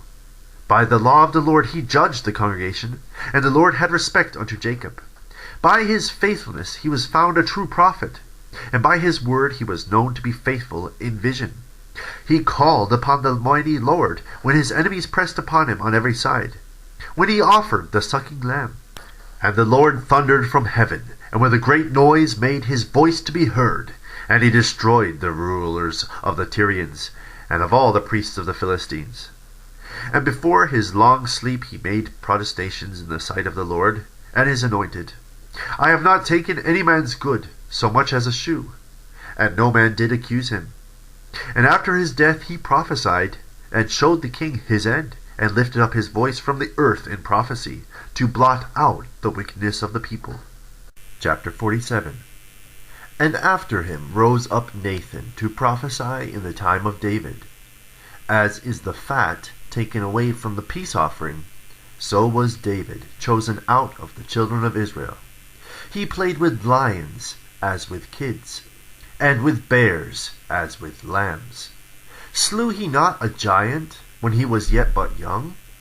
And did he not take away reproach from the people, when he lifted up his hand with the stone in the sling, and beat down the boasting of Goliath? For he called upon the Most High Lord, and he gave him strength in his right hand to slay that mighty warrior, and set up the horn of his people. So the people honored him with 10,000s, and praised him in the blessings of the Lord, in that he gave him a crown of glory. For he destroyed the enemies on every side, and brought to naught the Philistines his adversaries, and brake their horn in sunder unto this day. In all his works he praised the Holy One Most High with words of glory. With his whole heart he sung songs, and loved him that made him. He set singers also before the altar, that by their voices they might make sweet melody, and daily sing praises in their songs. He beautified their feasts, and set in order the solemn times unto the end, that they might praise his holy name, and that the temple might sound from morning. The Lord took away his sins, and exalted his horn forever. He gave him a covenant of kings, and a throne of glory in Israel. After him rose up a wise son, and for his sake he dwelt at large. Solomon reigned in a peaceable time, and was honored, for God made all quiet round about him, that he might build an house in his name, and prepare his sanctuary forever. How wise wast thou in thy youth, and as a flood, filled with understanding! Thy soul covered the whole earth, and thou fillest it with dark parables. Thy name went far unto the islands, and for thy peace thou wast beloved. The countries marveled at thee for thy songs, and proverbs, and parables, and interpretations. By the name of the Lord God, which is called the Lord God of Israel, thou didst gather gold as tin, and didst multiply silver as lead. Thou didst bow thy loins unto women, and by thy body thou wast brought into subjection. Thou didst stain thy honor, and pollute thy seed, so that thou broughtest wrath upon the children, and wast grieved for thy folly. So the kingdom was divided, and out of Ephraim ruled a rebellious kingdom. But the Lord will never leave off his mercy, neither shall any of his works perish. Neither will he abolish the posterity of his elect, and the seed of him that loveth him he will not take away. Wherefore he gave a remnant unto Jacob, and out of him a root unto David. Thus rested Solomon with his fathers, and of his seed he left behind him Rehoboam, even the foolishness of the people, and one that had no understanding, who turned away the people through his counsel. There was also Jeroboam the son of Nebat, who caused Israel to sin, and showed Ephraim the way of sin. And their sins were multiplied exceedingly, that they were driven out of the land. For they sought out all wickedness, till the vengeance came upon them. Chapter 48. Then stood up Elias, the prophet, as fire, and his word burned like a lamp. He brought a sore famine upon them, and by his zeal he diminished their number. By the word of the Lord he shut up the heaven, and also 3 times brought down fire. O Elias, how wast thou honored in thy wondrous deeds? And who may glory like unto thee, who didst raise up a dead man from death, and his soul from the place of the dead, by the word of the Most High? Who broughtest kings to destruction, and honorable men from their bed? Who heardest the rebuke of the Lord in Sinai, and in Horeb the judgment of vengeance? Who anointest kings to take revenge, and prophets to succeed after him? Who wast taken up in a whirlwind of fire, and in a chariot of fiery horses? Who wast ordained for reproofs in their times, to pacify the wrath of the Lord's judgment, before it break forth into fury, and to turn the heart of the father unto the son, and to restore the tribes of Jacob. Blessed are they that saw thee, and slept in love, for we shall surely live. Elias it was who was covered with a whirlwind, and Eliseus was filled with his spirit. Whilst he lived, he was not moved with the presence of any prince, neither could any bring him into subjection.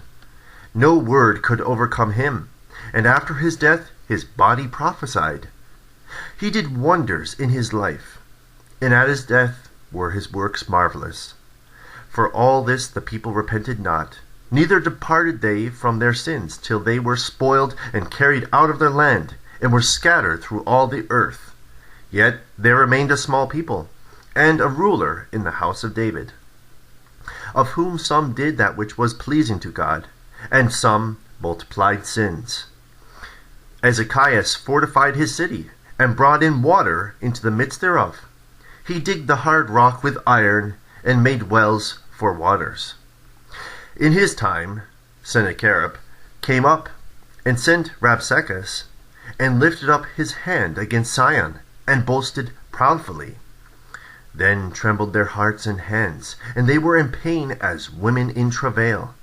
But they called upon the Lord, which is merciful, and stretched out their hands toward him, and immediately the Holy One heard them out of heaven, and delivered them by the ministry of Isaiah.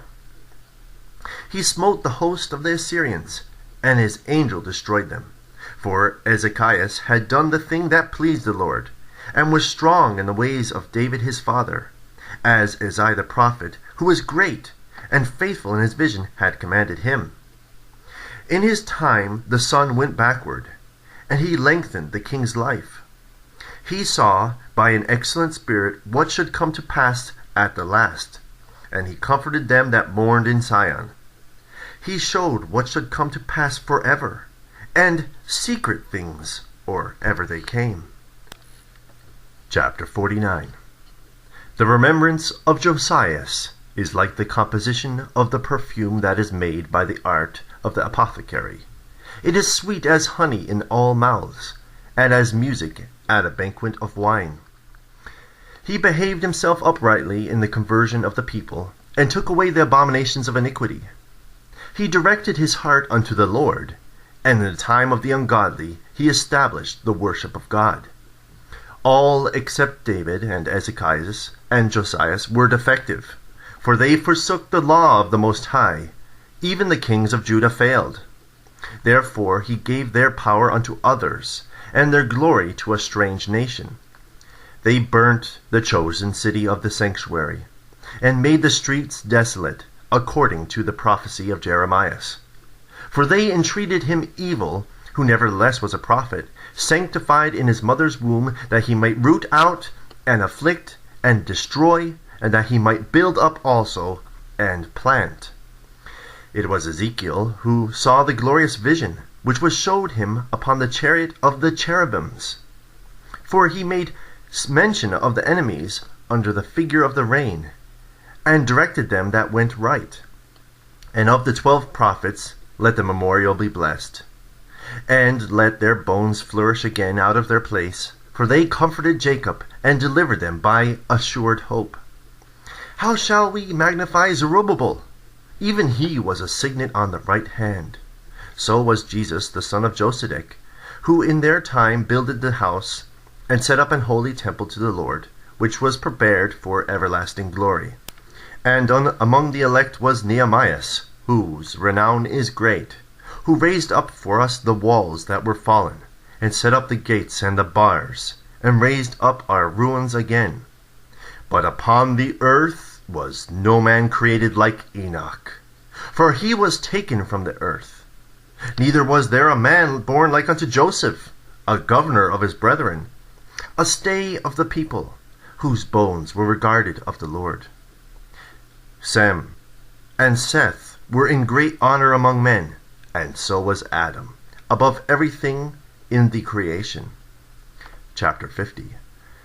Simon the high priest, the son of Onias, who in his life repaired the house again, and in his days fortified the temple. And by him was built from the foundation the double height, the high fortress of the wall about the temple. In his days the cistern to receive water, being in compass as the sea, was covered with plates of brass. He took care of the temple that it should not fall, and fortified the city against besieging. How was he honored in the midst of this people in his coming out of the sanctuary? He was as the morning star in the midst of a cloud, and as the moon at the full, as the sun shining upon the temple of the Most High, and as the rainbow giving light in the bright clouds, and as the flower of roses in the spring of the year, as lilies by the river of waters, and as the branches of the frankincense tree in the time of summer, as fire and incense in the censer, and as a vessel of beaten gold set with all manner of precious stones, and as a fair olive tree budding forth fruit, and as a cypress tree which groweth up to the clouds. When he put on the robe of honor, and was clothed with the perfection of glory, when he went up to the holy altar, he made the garment of holiest honorable.